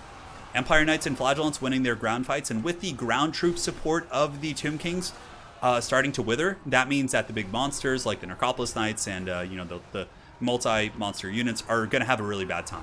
Without ground support, your monsters typically will start to pay the iron price. So some brave Empire Knights do squeak around the back and are able to get on the Ushabti Greatbows, and the balance of power is pretty even at this point. I feel like the casket hasn't shot in like 20 minutes. Is it just me, or is that thing not shooting? Yeah, hard to say. So Deathhoof is in here. Franz, he's got the Hammer of Sigmar, and the horse Franz, I think, has really been giving the business to Settra. I mean, Incantation and Protection going down, and the Mass Rampage is pretty good here. That's going to make the Empire lose control of things, so they can't choose what they're attacking. Really, really powerful. This actually gives Settra the opportunity to attack Franz, while Franz might not attack Settra back. And it looks like the Jade Wizard's still here as well, so Earthbloods could come down. Handgunners, 2 of them, 20 models and 33. They appear to have done some brutal damage against the Ushabti Greatbows. We still have spear support moving in. What is that casket doing? I mean, I guess it has 183 kills. I'm just straight up going to watch that casket for a second here because I feel like it's not shooting. Maybe it's just obstructed or shooting something that can't quite reach. So Deathhoof is now being attacked. He gets charged pretty good. Franz is shaken, and he does use Stand Your Ground, Reichel Runefang, Golem Raz. And is he going to stay the course and fight? Might as well. Settra does get a couple good attacks, but if Franz is able to get, you know, 1 or 2 good attacks back, Settra could die, right? With all those things active, perhaps an Earthblood. Franz is holding firm for Sigmar at 300 HP, bringing Settra down to such a low amount of HP, and Franz brings him down. Deathhoof reigning supreme over Settra the Imperishable, fighting him off with only 500 HP. Golem Raz and Runefang just giving him all the sauce. And with that, the Empire starts to pull ahead, despite a very nasty deployment here from the Tomb Kings. It looks like Franz is going to be pulling back with the Warrior Priest. Let us get a big Deathhoof in chat. Let's get it going, man. The Great Cannon's still going as well. Both handgunners still functional. This looks like it's going to be a game for the Empire. Pretty much all the value assets, the Great Bows, the Leadership, the Tomb Prince, like they've all died to the Great Franz on horse here, which is hilarious. And I just don't see what the Tomb Kings can do. It looks like Franz going to be advancing on. Pretty awesome Empire play from Ulrich Rahl, man. I'm loving this. Karl, Horse Prince of Aldorf. Yeah. Oh my god, I love it. And that's going to be game. Holy shit, dude. That was the deciding factor. If Settra had won that, that could have gone back. But with Franz bringing like 2,000 HP off him there. Let's look at the value on Franz. It's got to be high. Yeah, 2,500 for a horse character, really good. Aside from that, Warrior Priest did great. Handgunners did pretty good considering. Great Cannon ended up getting some value. But yeah, man. The casket was really good at first, but I felt like it just kind of stopped shooting after a while. I don't know what it was. A Deathhoof emoji? I'll have Lady Turn come up with something. But like, you don't see it often, so the emoji won't be used terribly often. That's the problem, yeah. Yeah. No, Tomb Kings are very strong. It just, you know, it's just how the dice rolled, man. A lot of it comes down to the players too, and Schwer Krosm is a good player. He's a seasoned tournament player, but you know, any given Sunday, man. Tomb Kings are a very strong faction. Well played. So now we have one left here. Franz is 100% advancing with 3 victories. The Tomb Kings are 100% eliminated with 3 losses. And now we have 2 factions, both of which are 1-1, the Dark Elves and the Vampire Counts, to decide who is going to be advancing on with Franz in this group. So let's go. We'll get the last game ready. And we will do it, man. Tomb Kings would be insanely powerful if they had healing. It would just be absurd. Like if they actually had like invocation style healing. Yeah. All right, so that game is concluded. And now the game of all games. The game to decide the fate of Middle-earth. Carl wasn't horsing around, that is for sure. That's the coolest part about Carl Franz. He's just a regular human. Like, yeah, he has a super powerful hammer, but aside from that, he's just a dude, you know? That's why I like Warhammer Fantasy so much more than Age of Sigmar, because they have characters like that. Like, in Age of Sigmar, you just have, like, all these, like, big, steroided, like, you know, Space Marines, basically. Yeah. But in Warhammer Fantasy, the everyday dude, you got Hans, you got Rudolph out there, you got those state troopers going and just taking one for Sigmar, man. That is what it's all about. WSP 90, no, I do YouTube full time. Yeah. I used to, but eventually YouTube was enough to provide for my family. Humans are boiling rats forever. All right, guys. So it's going to be Samurai Warrior versus Musion, AC Moore. So the Red Duke facing off against the dreaded Malice Meme Blade. Of course, the winner of this match will be advancing on with Carl Franz. The loser will be joining Settra in the depths of despair. So we'll see. He's not a dude. He's the dude. That's true. It's very true. Hold on one sec, guys. Just need to go check. I hear the Wookiee calling, and I'm going to make sure he's all good. BRB.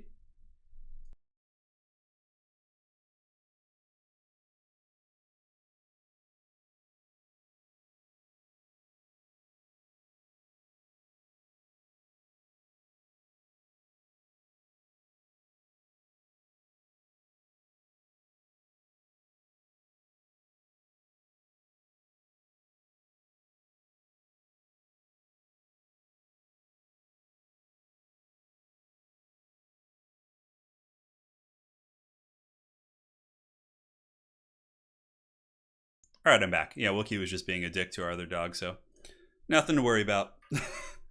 Such is life. He was born into this world just like you. Exactly. See, that's what I'm talking about, man. Maybe I gotta show you guys the Empire models I'm working on. It's been very slow progress, but yeah, it's been a blast. It's been a blast. Carl Franz was like Batman beating up Superman in that game. Yeah. Yeah, sort of, right? Like some ancient king imbued with magic riding a super powerful mount, and Franz is just like, you know, down there with his hammer. Yeah, it's pretty awesome. All right, one sec here, guys. Getting this game loaded in. And yeah, we'll do it. After this, of course, we'll maybe do a 1v1 game, 1 or 2, and then we'll jump on over and do ye old FFA. You hear the Wookiee? You can hear him? Can you guys hear that? Oh my god, he's really just going at it. Okay, well, 1 sec. Let me make sure he's not. It's like so we have one dog which is like a terrier chihuahua mix, which is like 3 times Wookiee size, but sometimes he can be a bully. Yeah. All right. Just give me 1 second, guys.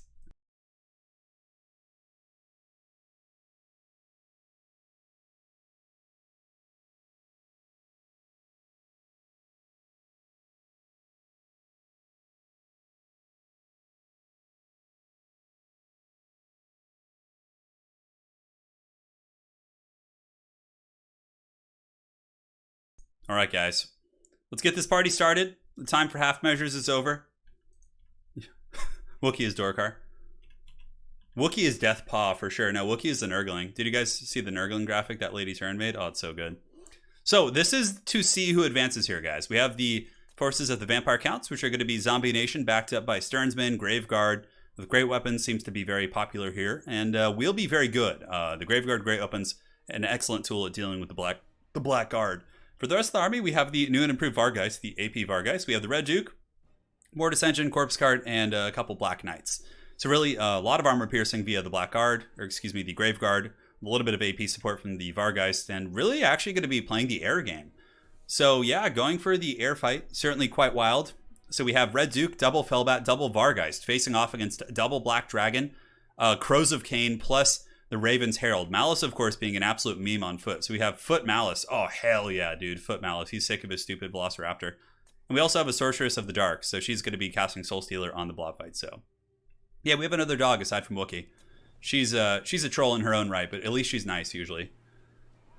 Wookiee is like the unholy terror in the night. He's just so mean and decrepit. The only thing he loves in life is Anna, my wife, and my mom. But me, he just like, I'm just like a piece of trash to him. The only time he ever comes to me is if like Anna's not here. He'll like crawl up to me and just like, you know, use me until Anna gets home, and then he's mean to me again. It's like, oh, he's such a troll. Such a troll. So we do have an Air Force fight. I certainly think the Air Forces, I actually think if the vampires commit everything, they would probably win the Air Force fight, including their Fellbats. But the Fellbats are super out of here, and the Red Duke is currently running from the big black dragons here. But I think if the vampires commit the Vargeist, they're just straight up going to win this fight. A little bit of a mistake here, perhaps. The black dragons will lose to the Vargeist, which now have big AP improvements. So you bring in the Red Duke, you bring in the double Vargeist. As long as the Duke turns around and helps, this could be a pretty rough loss here. But, you know, that's what happens when you gamble on an Air Force. Oh, that breath attack might have actually done more against the Vargeist there. Did they just get cooked? Yeah, Crows of Cain piling in. Red Duke needs to get busy, but look at the amount of damage that the Black Dragons are taking. Now, older Vargeist would not have done this. Black Dragons do have 80 armor, but in this case, this is an absolute disaster here for the vampires. Like, 100% disaster. Excuse me, for the Dark Elves. And on top of that, the Ravens Heralds are doing absolutely nothing, just being chased down by Fellbats. And that was a big gamble there for Malice Beamblade that is not paying off. And with that, the bounce of power is pretty bad. Yeah, you can see here it's just going in hard. And oh boy, I don't know what he's going to be able to do about that. Those things are going to get chased off. And we'll do a little bit of fast forwarding here because it's, you know, there's going to be a lot of chasing before the fighting starts. But yeah, the Dragons trying to get here. We'll see. Here they come. Red Duke with Von Hell's chasing down that dragon. Yeah, this is... See, in this situation, if you were the Dark Elf in that situation, what you should have probably done is advance and fight, and then the dragons can at least land on the ground and get support from your Black Guard. In this case, they can get 0 support. And the balance of power is very, very heavily in the favor of the vampires. I honestly don't see any way that the Dark Elves can win this. Granted, I haven't watched this game, but I just don't see any way they can win this at this point. It's just like 2 dragons. Like, those are expensive, dude. And the Ravens Herald's also dying to just some, like, haggard-ass Fellbat over there. That is a problem for sure. So Vargeist got changes. They got a change to their... sorry, we're just, like, fast-forwarding. Like, it's literally almost army losses, like, already. They got an armor-piercing buff. So they lost some of their generic damage output in exchange for armor-piercing, so... Worst use of dragons since Game of Thrones Season 8. Oh my god, that's so funny. Yeah, so Malice is certainly going to be the last man standing, because without the dragons, without stopping power, there's nothing that can kill this Mortis engine. Absolutely nothing. Unless Musion just decides to leave it in the middle of the Black Guard and just do that, right? Malice is just being a meme, just dying to some, like, ridiculous Black Knights or something. There is still going to be Soul Stealers, but yeah, like... The Black Guard being drained by a Mortis engine. Red Duke's going to breath attack them. There's going to be zombie summons.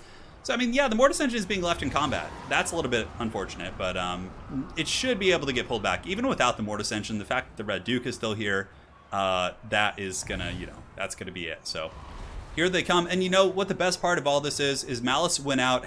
Malice left this world as he came into this world. An absolute meme. And, you know, despite claiming a nice victory against the Tomb Kings in round 1, he truly cemented his place as a meme in our hearts here. And Foot Malice is here, man.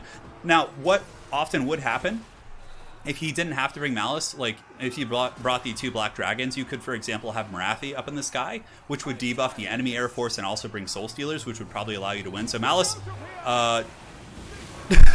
just gets shit on by the dragon and doesn't even get the transform. Oh no. Anakin, I'm too weak. Oh man, that was a rough one. There you have it, guys. I know it was anticlimactic, but at least it was funny. The Vargeist probably got crazy good value. Holy shit. 1,500, 1,600. Yeah. Red Duke himself, 1,700. The Dragons got, like, almost nothing. They just died. Raven's Heralds just died and did nothing. Malice, no. Songs will be sang of his memery. I know. It was a big gamble. Like, but on that same note, guys, if AC Moore didn't bring the 2 Vargeists, if he had just brought Red Duke, that would have been a big problem. The Dragons would have been in good shape. It was a gamble, all right? It didn't pay off, but he took the gamble, and, you know, he ended up paying the price for it, so. Yeah. All right, guys. So with that, we can jump on over and take a look at the final result for this group phase. Ulrich Rahl and Karl Franz, as well as the Red Duke, will be advancing on with 2-1 records, 2-1 and a 3-0, respectively. Malice Meanblade, he will be 1-2, and it looks like the Tomb Kings will be 0-3.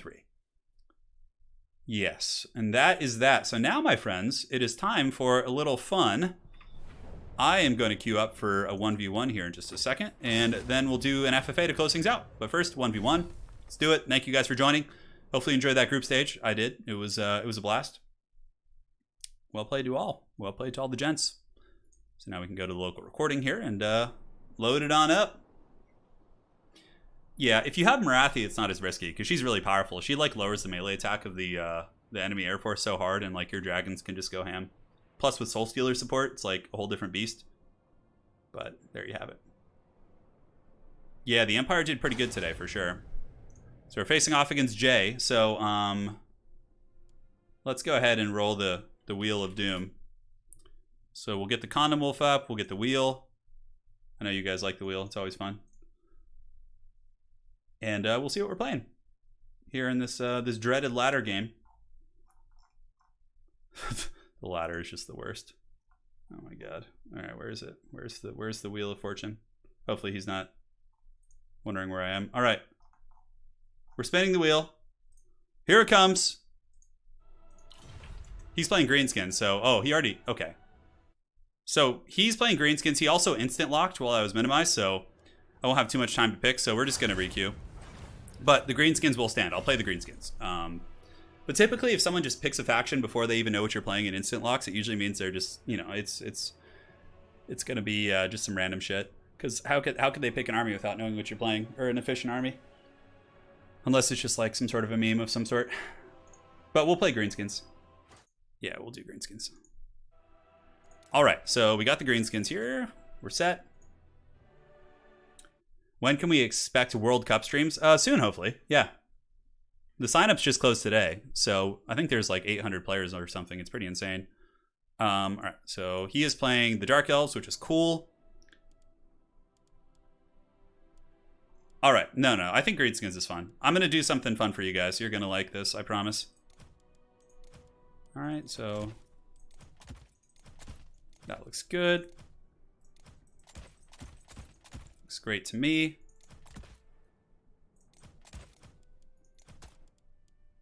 Yeah, we should probably do this. It's gonna be a fun build. I don't know how good it'll be, but yeah. I put up plenty of competitive replays on my channel, so I think it's time for some funny ones. We need some memeage going on. He's ready, dude. This guy is not messing around. All right, that's fine. Got you going, which is great. Man, I have so much money left. All right, so as far as other units go, it's like everything's so expensive. Goodness gracious. Let's cut you. That looks like plenty. Oh, I want it. I want it bad. I want it bad. Okay, this map is really, really a strange map too. Cut that. And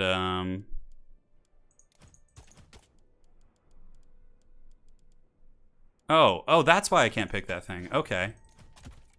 Yeah, I always forget ladder has these like really weird restrictions. Yeah, it's fine, whatever. I ran out of time. Just throw chevrons and random shit. I think I might have brought one too many for like banner rules, but you know, we did it. Yeah, I'm gonna cast matches in World Cup. Yeah, I don't know if I'll cast all of them. I think there's a lot of casters involved, so I'll cast some. I'd like to cast the grand finals for sure. Like that would be the ideal situation. Yeah. Dead end in chat says, "Hey Dingus, you got art covering the screen." Yeah, I know. It's there to keep people from screen sniping, because otherwise they can see my build, and then it's just you know, it just sucks. So the build I brought is pretty bad, but it has a couple of fun elements in it. Is it time for Big Chungus? You know it is, dude. I don't go to work without Big Chungus here. So we got the Rogue Idol, we got goblins. Yeah. We can't see Anakin. Yeah. I think I just brought one too many Spider Riders. It's fine though. It's a goblin army. We'll see how it works. Goblin armies can be really fun. I brought the big Rogue Idol ROR, which this is one of the worst maps ever. This map is such a pile of shit. It's just like has like all this ugly terrain, and it's just like, ugh, God, I hate it. We brought goblins, we brought some fanatics. It's a goblin army, basically. Except we have the big Chungus with us. Alright. Ooh, a little bit of lag. Oh my god, this guy just instant locked on me. Not only did he instant lock, he also is lagging super bad. So it's just like literally the worst that you can encounter here. So we're just gonna have to do this the old-fashioned way here. We got Skarsnik, we got a Hag, we have a little Goblin Shaman here. I'm just gonna like group everything up quickly here. 2, 3. And then the Rogue Idol can just be chilling back here. Alright, so let's go see what he's up to. Can move our little Goblin force here. Rogue Idol can move. Okay, so he's got a dragon. Oh my god, just instant locking, potato connection. It's the recipe for doom. Alright, let's get over the hill and see what we can see. Oh my god, there's like a random bolt thrower down here? Okay, well, that's interesting. Oh my god, look at that army, Jesus. Well, the Rogue Idol is going to be able to bombard in there. Are those elite infantry? No, those are dark shards. Okay, that's fine. So we'll send 2 of them around the side, and the other ones will just kind of harry the dragon. Because we don't need to go over the hill. We just need to keep line of sight on him and just bombard him with the Chungus. Yep. Oh, that looks like it was a good hit. Yep, right into the Harganeth. Right in the old Harganeth, boys. And we can just pull back here and make him come to us. Because his bolt throwers won't be able to draw line of sight. Whereas my Chungus can just throw all day. Alright, there we go. We could also overcast Spirit. Oh, I accidentally brought Spider to the Bad Moon. That was not intentional, but it could be actually useful here. So let's send the little guy up here. Oh my god, it's so laggy. Oh! Throw here. I think he's just chasing my shit with like all these infantry. I don't know what he expects to happen here. The Rogue Idol is just gonna destroy his army. His lord is a Dreadlord with a sword and crossbow. Yeah, I think we will be fine here. Here comes another shot. Oh my god, it's so laggy! Oh god, that did so much damage. Okay, let's test his awareness here. He's currently chasing.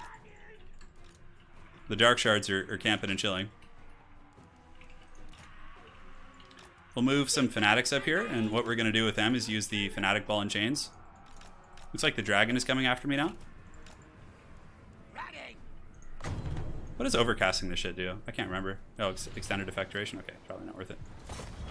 Well, anyways, we'll just move them up, and what a good time for a beautiful Spider to Bad Moon.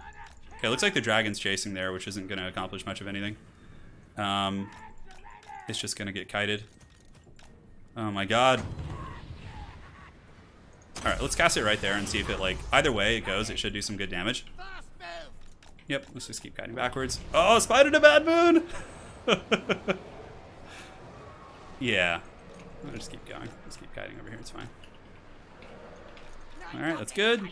Very good. We can get you guys and start moving you on the flanks to do a little bit of poke and stroke. And from here, we can go ahead and unleash some fanatics.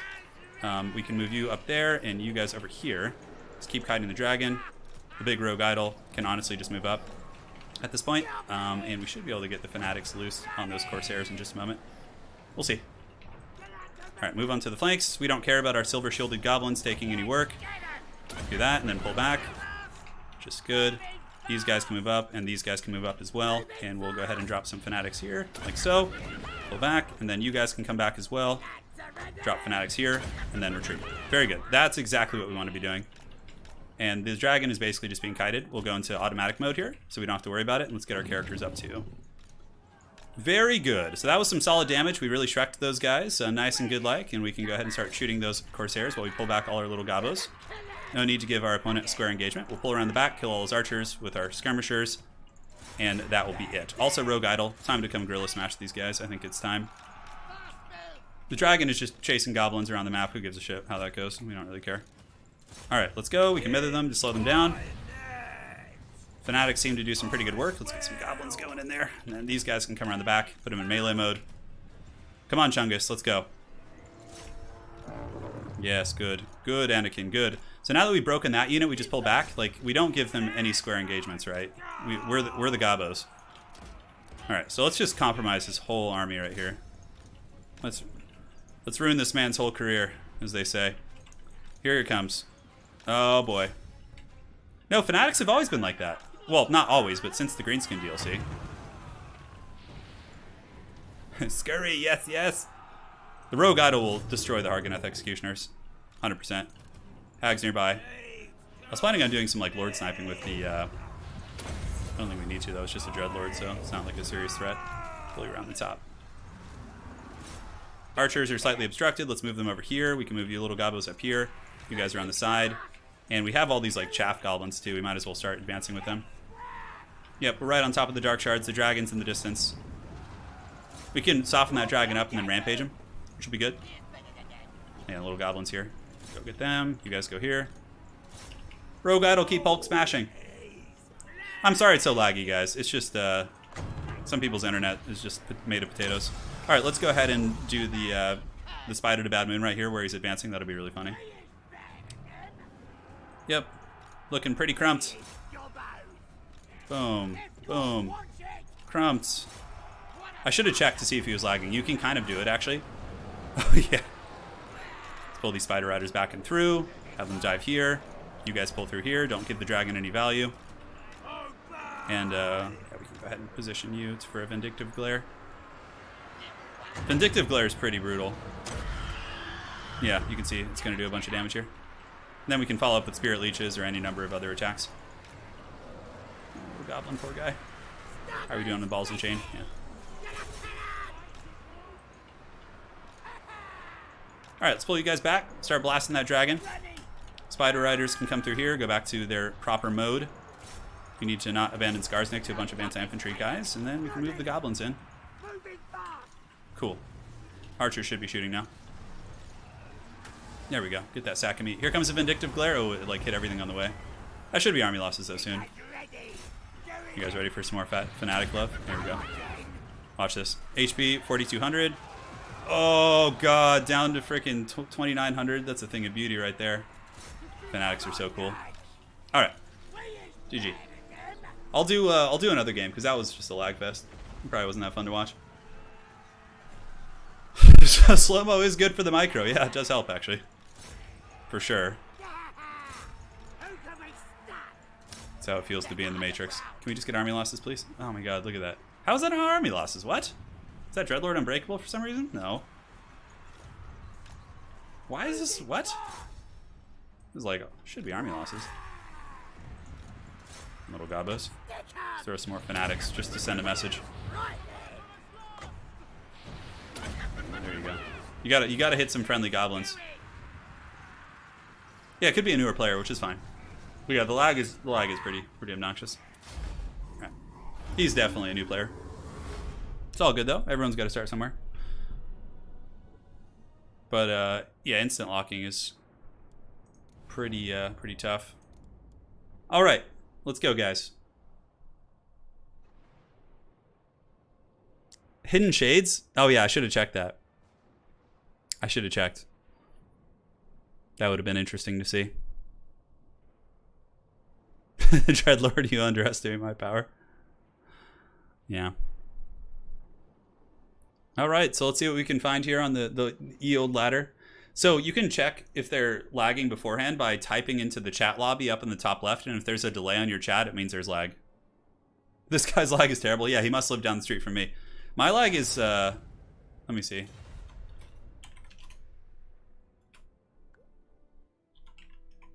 How goes it? Okay. Okay, this seems to be fine. All right, let's spin the wheel. Let's whip that bad boy out.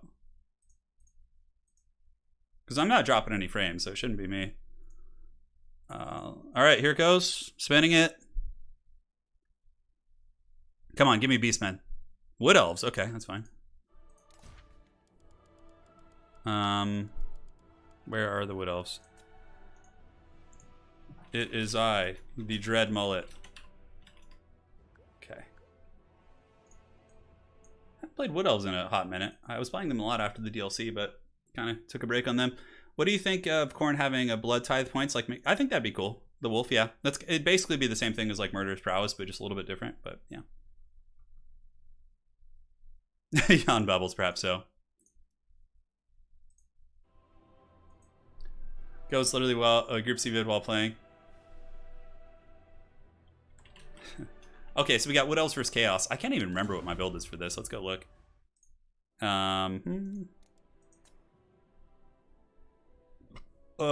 You guys called Wood Elves? That was the guess.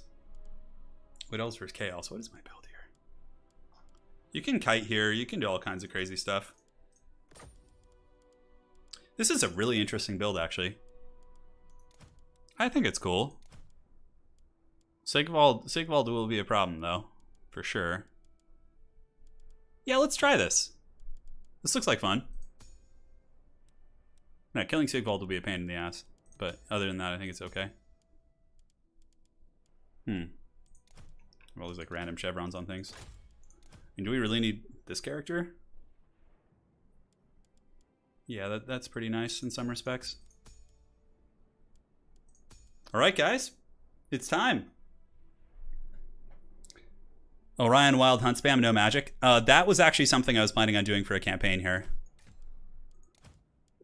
But maybe after the Aranessa campaign. I'm starting one this week, so. Yeah. So we'll see how that goes. Probably cut you down. Get a little bit more of this. A little something something. Yeah, this build's very strange. I think it could be good. By the way, I called Lundgren on YouTube, been watching your vid for years. Let's see if hell yeah, man. Show no mercy. Bring the dreaded Chaos Knights. You know, Zotes are another thing here that could be good against Chaos, like against yeah. Although I'm pretty sure they lose to the Dragon Ogres. Yeah, this build, I don't know why it feels a little outdated. Oh, whatever. Let's see how it goes. Got two of those. That'll do the trick. That'll tickle the old pickle. Kabir says, watching from India, trying to get into Total War Warhammer multiplayer. Love the tournaments. Hey, man. Looking forward to seeing you in the community, Kabir.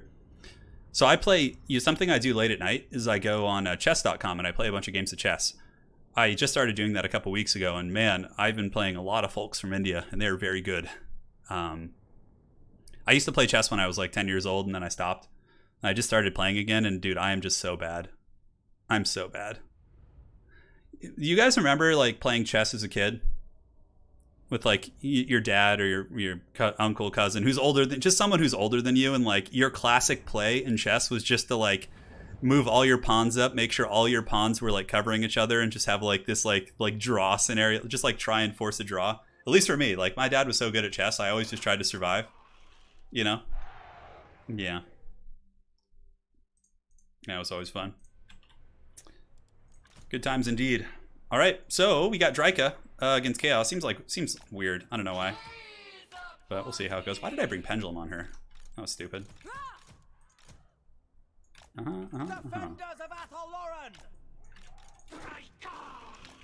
So this build was something I made right after the DLC, but I don't know if I like it. We'll find out. We got some, and I think it was a build designed to try out the Blade Singers. We also have the Stag Knights, and then these guys to deal with cavalry.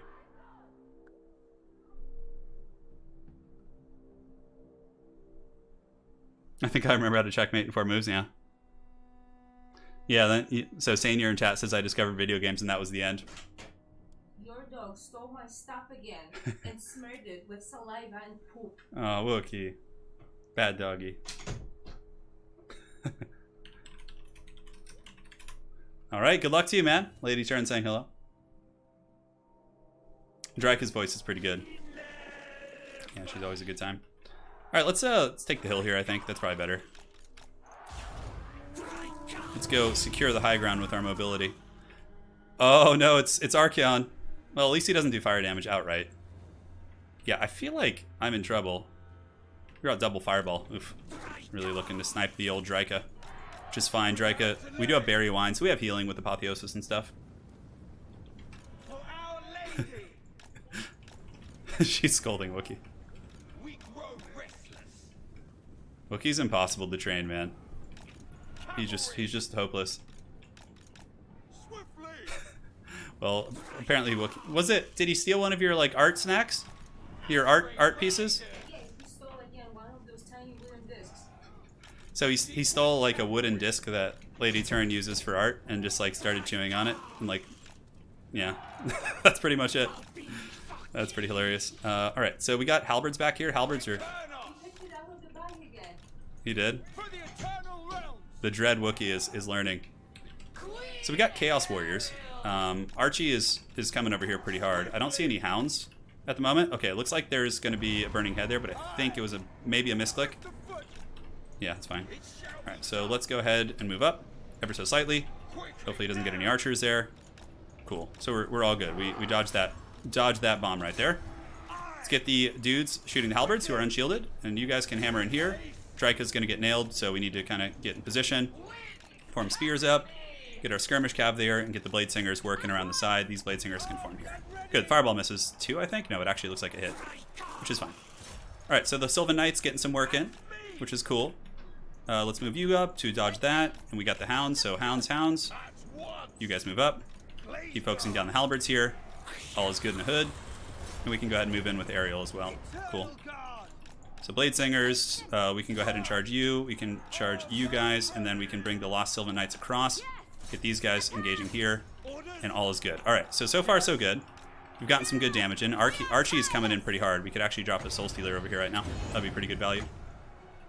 And looks like another burning head. It's fine. We can hopefully dodge that. A partial dodge. Not the most beautiful thing in the world, but nonetheless, it's still got to count for something. Great. So Ariel taking a little bit of damage, but Drika can hopefully drop some Malevolent Dryads here to help out in this fight. And then they can kill that Chaos Sorcerer. Let's get the Blade Singers around the back, going after the Marauders. And yeah, we should be able to defend our archers here. Sylvan Knights should just crump like all this stuff here. We're pulling ahead in the balance pretty good. Blade Singers really do dominate quite a bit. Well, let's pull them back and around because there's a chariot over there. We don't want to mess with that.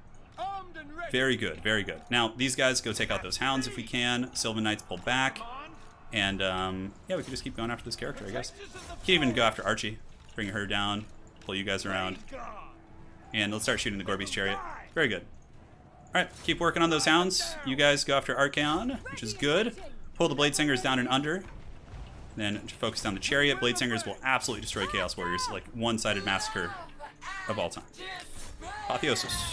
There we go. Pull you guys back. Spears. Reform ranks. Finish off that Chaos character. Don't let it come back. Spears. Reform ranks. Looking good. So we do have a Pendulum. Not really any need to use it right now. Let's pull back the Dryads. They don't need to be fighting Chaos Warriors. And Archaon is surrounded and getting beaten on by the Sylvan Knights, which are actually taking a fair amount of damage. Let's go ahead and use the Berry Wine on them. Fire Sorcerer is broken, which removes the one Fireball from the equation. I think he brought double Fireball. We'll just keep moving here with this big goon squad. You guys can go back here. Alright, Archer's going to finally get hit. Oh, we'll bring the Lost Sylvan Knights for a hot second. We'll just bounce off Archaon, hopefully get a terror out here. Go ahead and use the big AoE right there. That's nice. Finish off skirmishers, keep going on the infantry. Alright, everything's looking good. Everything's going to code. Ariel should be able to terror out them.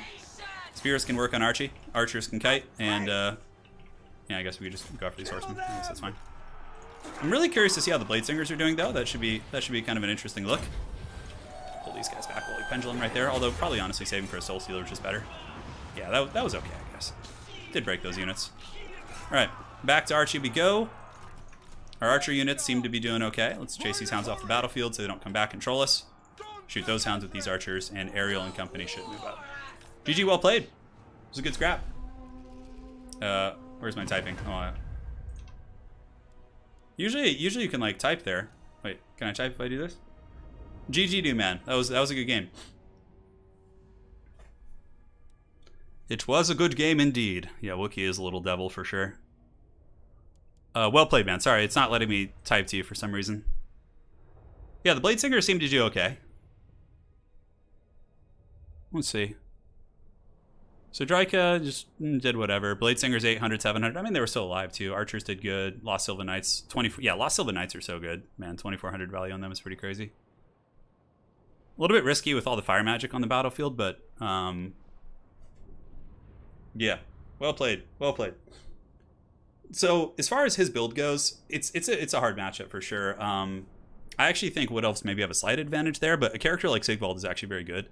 You could bring Sigvald, you could bring a Firecaster. Probably 4 basic Marauder Horsemen is good. You don't need a Gorby's Chariot. It's a little bit too expensive. You just bring a basic Chaos Chariot. It accomplishes the same thing. Usually you want to bring like 4 to 6 hounds. Like 4 to 6 is what you want to be bringing. Because you want to swarm them. Like you can see with like 3, I was still kind of struggling to defend my archers. But if you had like 6 of these chasing all my shit, that would have been really good. Basic Chaos Warriors aren't bad. Chaos Halberds are a decent one to mix in for sure, but lose the Gore Beast, tone these guys down, get more hounds, cut your second caster. You can keep Archeon, but I would recommend like a hard to snipe lord like Sigvald and just have him chase Drika the entire time. Yeah. There's quite a bit you can do to work with that. Yeah, well played, Black Company. Well played, man. Let's actually show you a sample build right now. So Black Company, if you're watching, let's go ahead and pull this up. Or if you're checking out the stream later. It's a tricky one. I've been practicing this one quite a bit. Warp Chicken is also very good here because the chicken is hard to stop, but I'm a big fan of Sigvald, personally. Death isn't bad also. Burning Head is really good. Death can be good against Sylvan Knights and things like that, but yeah, Fireball is very strong. So Fireball and Burning Head, honestly, is fine. That'll do the trick. Although you might want to do Burning Head and Flaming Sword so you have a way of killing consistently. From here, 4 basic Marauder Horsemen. You can get like something like this. I'm not kidding. This is like what you need to do this. From there, you can go like Marauder heavy. There's a number of ways you can kind of play this, but I recommend a core.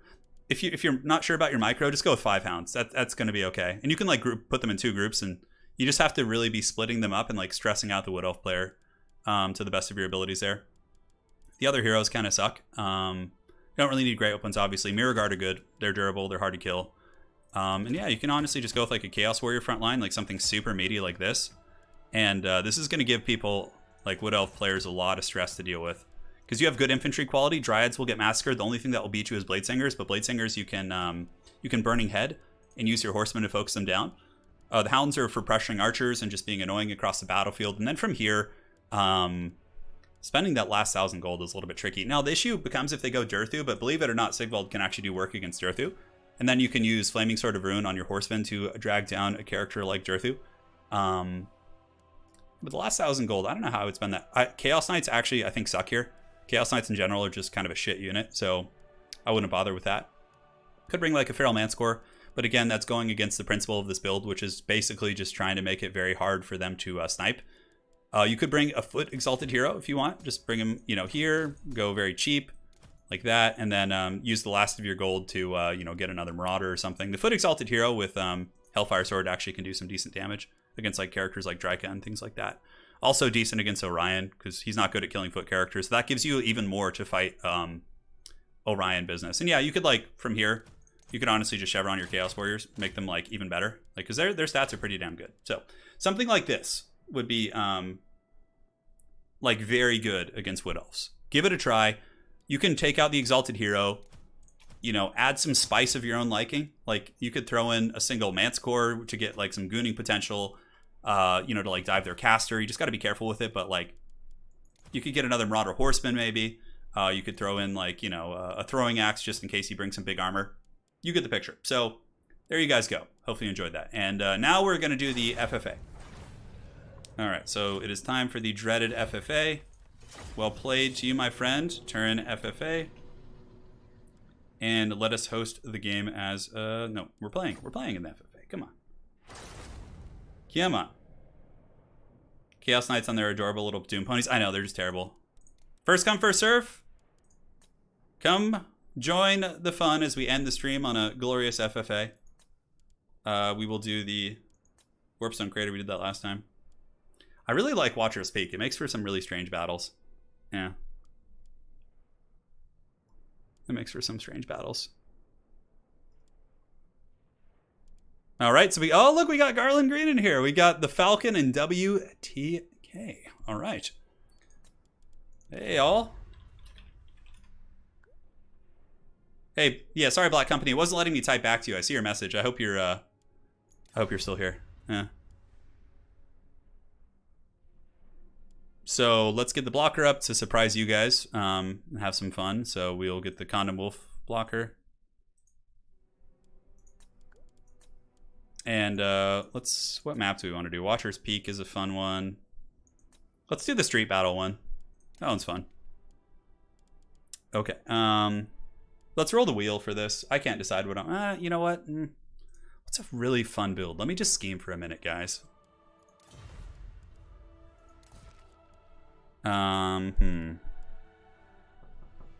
Chaos is cool, but they don't have like too many crazy memes you can do. Tomb King's definitely good for like defensive play on an FFA using like caskets. Skaven and Lizardmen. Could go greenskins. We could do some crumping. Let's go mean and green. All right. So we're going mean and green. I got some ideas. Oh boy. So that will be fun against two of them. Not so good against the others. I guess we just got to avoid the Skaven if we play that way.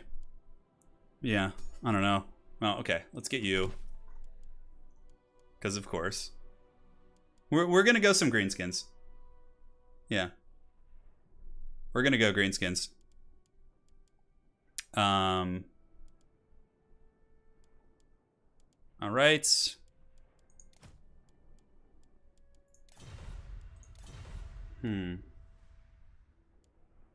Tricksy business. For a caster, probably durability with the hag is going to be the proper choice. Purple Suns are okay against them, but yeah, I think I need to go big. I can't just use boring magic. Yeah, all right. It's fine. How else can we have some fun with you guys here today? Snotling pump wagons are pretty god-awful against all these factions. Bring the dreaded wyvern. Black orcs are good against both lizards as well as... they're just not good against Skaven, really. But I still think maybe a couple is fine. Anyways, you guys will be surprised. The build's going to be fun. Don't worry. You're going to like the way it looks. I guarantee it. And we can bring a shit ton of you guys, which is fine. And then we probably need some mobility of some sort. That looks good. You know what? Let's just throw these things in. I know it's not very good, but whatever. As the youngins say these days, you only live once. Let's grab that. Man, oh man, this army's strange. Need some chaff too. Okay, I'm ready. Oh, the zero spend, baby. Zero spend. Stonks. Is that like what people call stocks? All right, let's have some fun. We got the great Garland Green. It's been an OG of the channel since we can remember. We got Lady Turin holding it down in chat. We got Falcon, WTK. Garland says, I dedicate this loss to the lady. It's a Lady T. That's awesome, man. I'm sure you'll do fine. Don't worry. Turin, the kids say YOLO. Oh, yes, okay. They don't even say you only live once. They just say YOLO. Yeah, see, that's how decrepit I am here. Yeah, it's not, like, I don't care if... Like, it's more to surprise you guys more than anything. Yeah, we'll see what happens here. I really don't have... You know, the one thing my build just can't deal with very well is big monsters. I probably should have thought about that when the lizardmen entered the room. Yeah. So this will be closing out the stream, guys. Thanks again for joining today. Gonna go play some Valheim with Lady Turin tonight. Kabir, do I have an Instagram account? No, I do not. I've never had an Instagram account, ever. Not that I have anything against it. I think it's fine. I just have never made one, dude. I'm a Facebook OG. I think Facebook is where all the hip kids are hanging out. Facebook and MySpace. I had a MySpace account as soon as it launched. All right, let's get a raise of hands here in chat. Who had a MySpace account here? Who is with me? I know there's some MySpacers here. Remember, guys, in MySpace?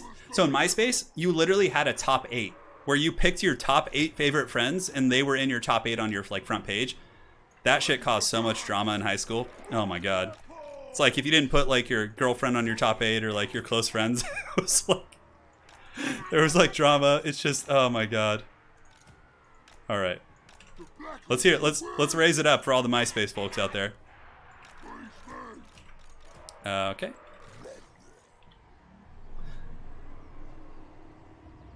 I'm sorry, Turin. I have to root for the boys. Yeah, no, root against me. That's totally fine.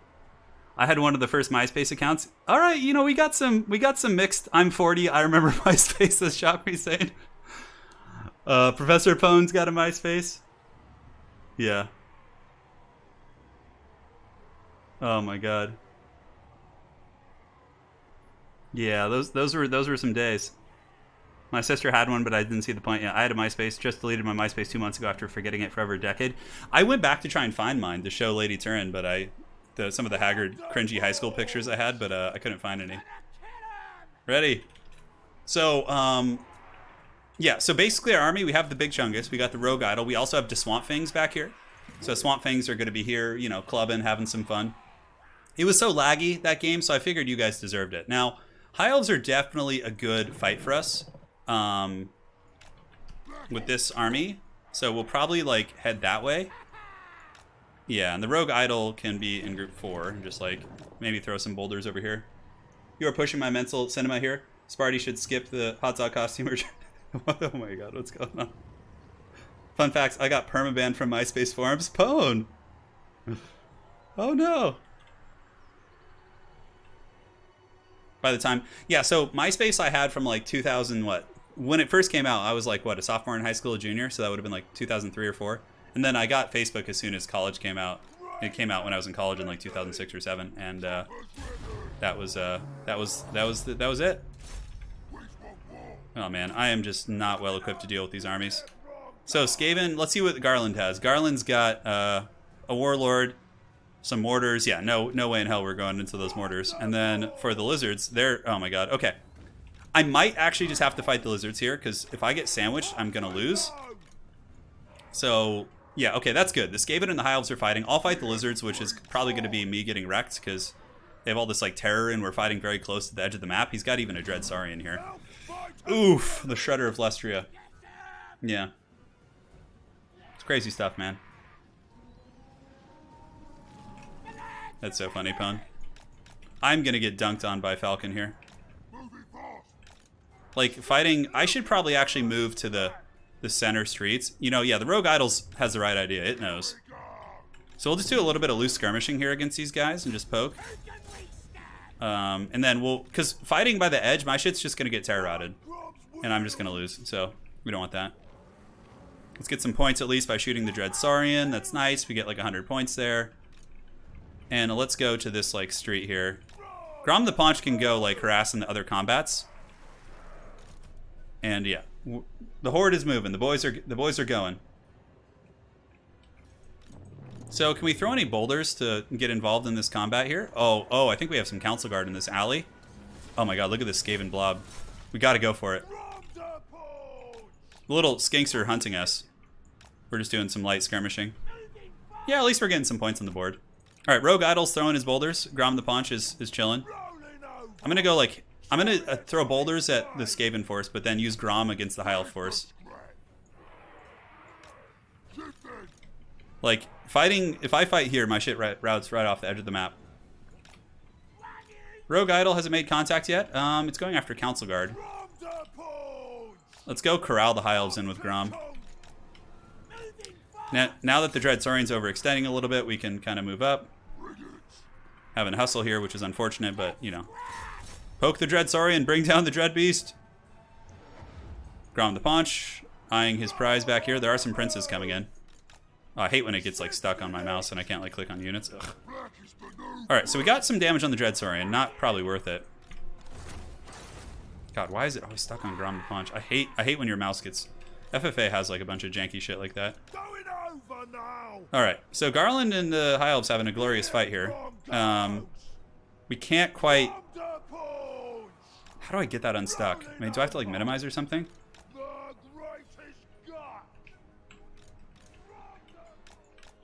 All right, well let's run back this way, I guess. We're just trying to get away so we don't get routed off the back of the map. Alright, Rogue Idol can move up. Grom the Paunch, what are these? Yeah, Reavers. Okay, that's fine. You know, we can actually fight Reavers. They won't do any damage to us. It's fine. And then we have a Purple Sun, which I think we're going to save for a big blob fight at some point. Let's pull you guys up and around. Grom should kill a couple Reavers, no problem. Looks like we got some boulders landing. Let's get our Hag and send the Glorious Hag over there to get a Purple Sun into that blob fight if we can. We'll keep attacking the Reavers here. It's only a matter of time before the lizards catch us. The Jurassic Park comes, and it takes no prisoners. Alright, let's go.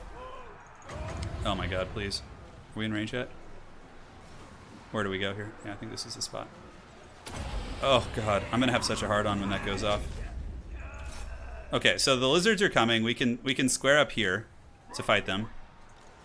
The Purple Sun will be going down soonish. They should be in range in a moment. Grom is killing the Reavers, which is good. Come on, cast it. Cast it. Come on, Hag. Oh, it's gone. Oh, baby. Let's go.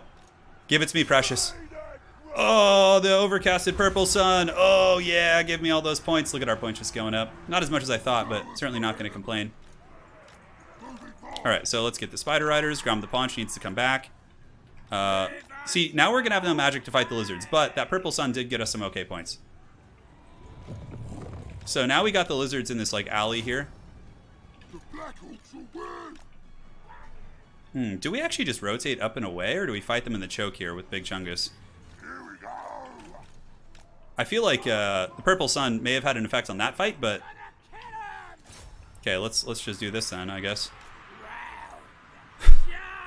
The Black Orcs stand ready. God, the Shredder of Lester is going to dominate. Look, oh, the Godzilla and King Kong!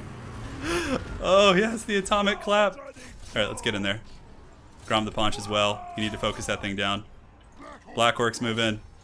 Pop all the buffs. The Great Uns. We have the Godzilla vs. King Kong duel. We have some freaking goblins. Let's go send them over there. It's going to be much easier to get points. Okay, Lucky Banner to protect Grom. Being pushed back. The Hag needs to get in there. Slow this thing down. Oh, he used Flesh to Stone. That's pretty metal. Okay, we'll go position here and then try and get the Fanatic business. Grom is tanking that Dread Saurian like an absolute champion. Okay, that should do some good work. Oh, pull back, pull back, pull back. Oh, it's banishment. Okay, that's not the worst thing in the world. So the Skinks have collapsed on our flank here. We could bring the Swamp Things.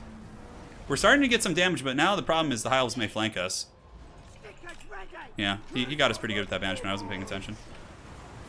The Dread Saurian is fighting the good fight. Grom the Paunch is just waddling around on his business here. I'll have enough for a Purple Sun soon. That could actually be good against the Spear Blob. Okay, the Rogue Idol's getting in there, man. It's doing some work. Yeah, we need to send some little like goblins or Black Orcs to go like chase these guys down here. Okay, Purple Sun is active. We can go ahead and use it right here, which should do some big damage. The Swamp Things are now fighting and debuffing. Let's pull Grom back. Purple Sun, oh, that's going to do a bunch of damage. Oh, yeah, that was good. That was a beat right there. Send you guys in. Have you guys keep shooting the Shredder, which appears to be getting some love. Alright, Rogue Idol, clap it. Grom, what? How did Grom get broken? He's full health? What? That's weird. Well, Black Orcs are killing the little dudes there, which is fine. This fight is going to be rudely interrupted. Grom should be back in a second, though. There's nothing to chase him off. That's so weird. He was like full health. Yeah, Rogue Idol's just slapping his tummy on things here. Let's get the big boy going. Okay, Grom's back. That's very strange. I don't know why Grom would have broken there. He's like literally perfect health. Black Orcs can pull back here. Oh god, we're gonna get the business. Alright, so let's go chase down these Skinks with our Spider Riders and then just have the Black Orcs support them. Grom the Paunch might want to make his great escape here. Let's pop the Wah. We're actually winning this fight, but the problem is the Hiles are coming, and that is going to be some serious shit. So they got dragons. I don't know if Garland Skaven still have a presence here. We'll find out. We'll chase down these Sar Spears in the meantime. Yeah, now we have the Dread Saurian surrounded, which is great. Hopefully we can get the Skinks. It's going to be hard. We kind of have them corralled by the edge of the map. Hopefully the Skaven can distract the Hives a little bit. Let's pull you guys away. Grom is just going to run some shit over and get some value. And we'll finish off these the Legion of Chaqua here. Can I fight the High Elves? I think they're too healthy. Yeah, we'll do that. Grom can come up and over and finish off these little chameleons here. Yeah, that'd be nice actually. Get the annoying poke off the battlefield. The Black Orcs stuck fighting chariots, which is rough. We're doing pretty good on points, but the High Elves are certainly filthy rats fight. We might get enough for one more Purple Sun if this game goes very long. Alright, so Grom and company, let's get the Skinks, get some points off them. And yeah, looks like we clapped those guys pretty good, which is nice. So now we need to retreat down the alley, because the archers are going to wreck us. The Rogue Idol needs to run. We need to get it in position to throw boulders at the archers and use Grom to like harass the archer line. Yeah, these Skinks are broken, but we need to make sure they get off the map. Oh god, the Shredder of Luster is coming. Move you guys down here. Skinks are almost dead. That is a shit ton of archers to deal with, man. Do we have any Skaven left? Any Skaven support? Doesn't look like it. Alright, Rogue Idol, you need to keep hustling, man. Come on. We can like try and reunite our forces elsewhere. Because the lizards are still a player in this game. 100%. Do we have any, what are these, spearmen here? Yeah, we can send these goblins after these archers here. And these goblins can go after you guys. You guys are all running. Oh god, the Rogue Idol's dying. It's got netted. Oh god, that sucks. So I guess I could try and save it. We maybe just hit this Firecaster at least. Because the Rogue Idol will hit very hard. But it looks like he's going to go down for the count. He's also giving up a ton of points. Is there any way we can save this? I don't think so. What is the Lord? Ilariel the Radiant? Okay, we can try and punch Larry in the face. Okay, Grom. We need to peace out. The only way this can be won now is the fact if... did we get... We didn't even hit Larry. Yeah. Rogue Idol got netted. The only way we can win this is if the Lizardmen and I team up. Which is a very unlikely alliance, but certainly one that's possible. So Grom basically needs to harass. If you're listening, Falcon, an alliance once existed. It must exist again. Larry's actually coming for Grom. I'll like try and sneak into the Archer lines here. But yeah, the lizards have to help me. Otherwise, neither of us have a chance. But if Falcon and I work together, he might be able to get enough points in last man standing. Yeah, it looks like he's coming to fight me here, which is something. Grom might do okay for himself. Yeah, unfortunately, Line Chariots are going to kill my Black Orcs. What do we have back here? You know what? Actually, we can go fight those guys. At least that's points. There's a dragon here, too. Oof. Grom is not happy about this. I can give this to give a leadership buff. What is this, a moon dragon? Oh, it's a mage on a moon dragon. Ouch. Yeah, it does fire damage, too. That's really nasty. We might be able to do some work, though. If we bring the spiders over and, like, poison it, maybe. The last alliance must... The sword that was broken must be reforged.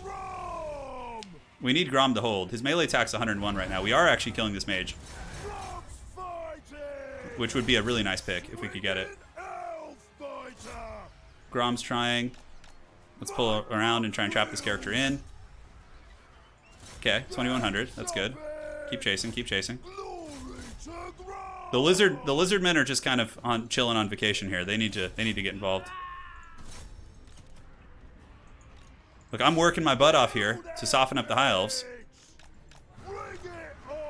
Another wall would be really nice. Okay, we almost got this character down, actually. It's wavering. Come on, Grom. This is where legends are born, Grom. Oh, 6 leadership, 9 leadership. Come on, Grom. Come on. Come on, Grom. No, hold your leadership. Hold. Oh god, no, it's a disaster. Run. Scatter. Scatter, flee. Run to the forest. The dragons won't chase you there. Scatter, flee. All right. So now we come under here with you guys. Grom needs to just like move through the trees. We got to go like full Mission Impossible. Oh yeah, look at the sick jukes around the tree. Let's go, baby. Let's go. Oh yeah. That's right. Oh no, that's not good. Oh, come on. Get past her. Oh yeah. Let's go. Come on, Grom. Come on, Grom. Give him the old loop-de-loo. Run him through the big trees. Come on, Grom. Please. Go. Hold. What's your leadership? I got to keep it up so I can see. It's at 45. Okay, we're healing. This is... Lizardman, I'm buying you time. His 2 lords are here. I need you to go do something. Oh. Okay, we got to go into open field. Now that there's princes here, they can pin me in. Okay. This is not good. How's Grom's leadership? 19. He's holding. Let's go into the spears. Okay, pop the buffs to get the leadership. Oh, Grom! There's too many of them. Okay, we gotta fight now. We have no choice. Grom, I'm too weak. All right, this is buying time though. I need the lizards and the high elves to fight to the death. I still got the hag. I got some goblins. See, now the lizards are dogpiling on the high elves here. I need them to fight while also scrapping some points on the edge of the battlefield. That is our game plan here. Yes. The lizardmen have moved in. The dreaded falcon has arrived. He has taken up his oath. He's rode to the aid of Gondor. A little bit late. He let the Westfold fall, but he first... or to Rohan. Yeah, you know, no, Dread Saurian, go fight the big stuff. Don't mind me. Me and the Swamp Things are just here to watch. He died as he lived, running away. It's true. That's how Grom rolls. No, don't look at me, dude. You fight the high elves. They have like dragon princes and shit. Yeah, there's... You see, the thing is, I need to be the last one standing to have a chance. So we got to go in here and just like, straight up, some skullduggery, some backstabbery. Okay, that's good. That should do some damage. Come on, Swamp Things. Okay, did we get it? Yep. Yep, that was decent. Killed a couple dragon princes, not bad. Swamp Things are sick of these chariots, dude. They're just gonna give them the dirty here. Yeah, the high elves are running. Ugh. Godzilla might have gotten too strong. Come on, Swamp Things. Let's go. We got some points. We can't quite catch these lion chariots despite our haggard trolls trying their best. You know what? We can actually slow them down. That's fine. Let's do that. Haven't had too much use of that this game. Come on, let's go. Let's go, trolls. Make them pay the price. We got to get this round. Mither only lasts another couple seconds, so the trolls have to actually run past them and then get us around in a couple of the models. Okay, I don't know if it's going to happen. They're trying their hearts out. Let's go. Let's go, lunch lady. High elves are coming for me. Hey, Garland, it's been a pleasure fighting with you. Yes, looks like a banishment going down. I think the Dread Saurian's too healthy. It's like that thing is just full chub. You know, this is actually an okay fight for us here. I'm not sure if it's worth the high elves to take this one. Although we might get terror. No, the Swamp Things actually can't be terror routed, which is something that's good about them. But rear charging them certainly one way to break them. Hold, Anakin, hold. Oh, lizards are coming. They're riding to my aid. The Swamp Things are standing firm, despite the surround here. We've gotten some damage on the dragon. We also have poison. Swamp Things are laying some beatings down. The Dread Saurian's stuck in the trees. These trolls are hustling, man. Yeah, no, that's it. The trolls, as soon as the big beasties get here, we just scatter and run. That was a fun FFA for sure. It was wild as hell. My army didn't have much to fight the big monsters, though. I think if we had just fought lizards only, we would have been fine. But when the high elves came and ganked us, we had to flee. Lizards certainly much more durable than us. River trolls need more cardio. I know. I know. The archers are back.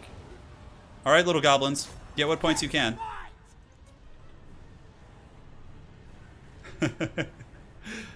Well played, all. I think that's it. I think that's the end of the road for the Wa. The rogue idol just got dunked on. Couldn't protect it. I'm sorry, I couldn't protect you. Garland, there's no shame in that. You were a proud Skaven warlord marching to battle. Now, the high elves are going to chase and farm points probably off my army, which is fine. It's a good idea. For sure. While the lizards hustle. There's actually no way the lizards can win this. There's not enough points on the board. Falcon can maybe get up to like 11,000 and then get like 2 or 3 or whatever it is. The high elves are very, very high in points. Don't worry, Garland. We all respected your glorious sacrifice. Got a couple left. The poor dragon's gonna break. My troll's still running, being escorted off by a lion chariot. This is the most generous lion chariot ever. Just an absolute gentleman, just escorting the Swamp Things off the map. They're like, hey guys, we'll show you the way out of our city. Don't worry about it. There's no way, though. What do the Hives have? A couple spearmen? Larry with like 300 HP. Army losses takes forever. Larry returns. She does. She returns at the turning of the tide. As the Swamp Things continue to get escorted. Yes, Owen Kelly, I will be doing a speculation video for Tzeentch as well as Slaanesh. Yeah, in due time. There they go, sweet princes. Good night. He did it. The dreaded High Elves claiming victory in this one. Doesn't look like anyone can catch up today. The Rogue Idol fed too many points. I think the Rogue Idol literally gave him like 2,000 points when it just got massacred there. The Swamp Things are, I think, the definition of haggard. They're just like so freaking ridiculous. Yeah. What's still left though? We got some spears. Yeah, it looks like they're fighting the Sara spears and losing here. Larry's running. That should be High Elf army losses shattering. Although army losses is like impossible. Swamp Things getting escorted off will take me out of the game. We're going to go check the value of everything after the game. I think the Dread Saurian probably didn't get as much as we think. It was like chasing. No, actually, that's not true. 263. Damn. Oh, holy shit, I was wrong. 4,000 value on the Dread Saurian. Now, Dread Saurians are actually very scary in FFA with healing. Like if you bring a Life Salon, which I think he did. Yeah, regrowth and flesh to stone. You can make that thing a monster. The Rogue Idol was just an absolute pile of shit this game. It was just so haggard. Yeah, and there it goes. The Lion Chariot is the last fighter here for this army. A valiant defeat indeed. I will take it. I think we still got second place, which is cool. Yeah, you know, a little second place. I'll take that. That's cool. Grom, 2,300. 2,900 on the River Troll Hag with the Purple Suns. Really good stuff. 600. Black Orcs really tried their best. But Rogue Idol, you know what? That's actually not bad, considering how nasty it was when I got netted and roasted there. This frickin' holy shit! We got to check that. 2,300 here. Yeah, not bad. Swamp Things even got 700. Now check this shit out. 2,000, 8, and 6,400 on that Fire Mage. Holy shit, man! That Fire Mage must have just been going balls deep in the breath attacks and burning heads. Damn, dude. Yeah, I think he killed like probably most of the Skaven army with the burning head or something. Yeah, that's insane. 6,400. That might be a record. That might be a record. I'm not sure. Archers did great. Decent, respectable value across the board. Lion Chariot's got 3,300. A lot of good value on that army. A lot of great value. Now, for Falcon, 1,300. 4,600 on the Dread Saurian. A very, very solid, honorable showing here on the Dread Saurian. And if we look at everything else, yeah, pretty bare bones there. And for Garland, the hero of the Skaven, winning the hearts of the people. Let's see if anything performed. Yeah, so that's pretty unfortunate. Like Death Runners against an army like this, gonna have a pretty bad time versus like princes, archers, and like all these monsters. So he just had an unfortunate matchup there. Ooh, yeah. Oh yeah, a lot of the Skaven stuff. Although, wow, look at these little slingers. They got like 1,600, and the poor mortars got shut down too. I know, 6,400. All right, guys, that is it for today. Thank you all for joining. It was a blast of a stream. I'm gonna go hang out with my smoking hot wife, and for now. Here's the summary of today's group stage. For anyone who missed it, I would definitely recommend going back and watching, even if you know the outcome. Some really fun games, for sure. I think my favorite game was seeing the Malice versus Tomb Kings. If you guys really want to see a crazy game, go check that one out. But Ulrich Rahl and Karl Franz will be advancing. The Red Duke will be advancing with AC Moore. And Malice and Settra have been eliminated from the tournament. So, guys, hopefully you enjoyed this one. I certainly had fun hanging out with you guys on Saturday. Big thanks to Lundgren. He says, thanks for the match and the advice. Lundgren, you're welcome, man. It was a pleasure playing against you earlier. And Beast from the East, thank you for the $5. Scott Walker, Generic Nathan, Jay Lee, Scott, Martin Bach, Thomas Vitek, Felix. Thank you guys all for your donations. Really do appreciate that. And we'll be back soon. I'm going to take tomorrow off streaming, of course. Going to be spending the day with the lovely Lady Turin and Valentine's Day. We're going to go get a nice little romantic dinner and all that sort of good stuff. And that's that. Cheers, guys. Thank you again for joining. You guys are aces, and we'll be back in the next few days with another group stage, and also during the week we'll have some other tournaments. There's going to be an ECL sometime midweek, and we will go from there. No, there's still a lot more groups. There's still 11 more groups to cast, so we have a ways, but we'll get there. We'll get there. All right, guys. Thanks for watching. You guys stay safe, and we'll see you next time. Take care.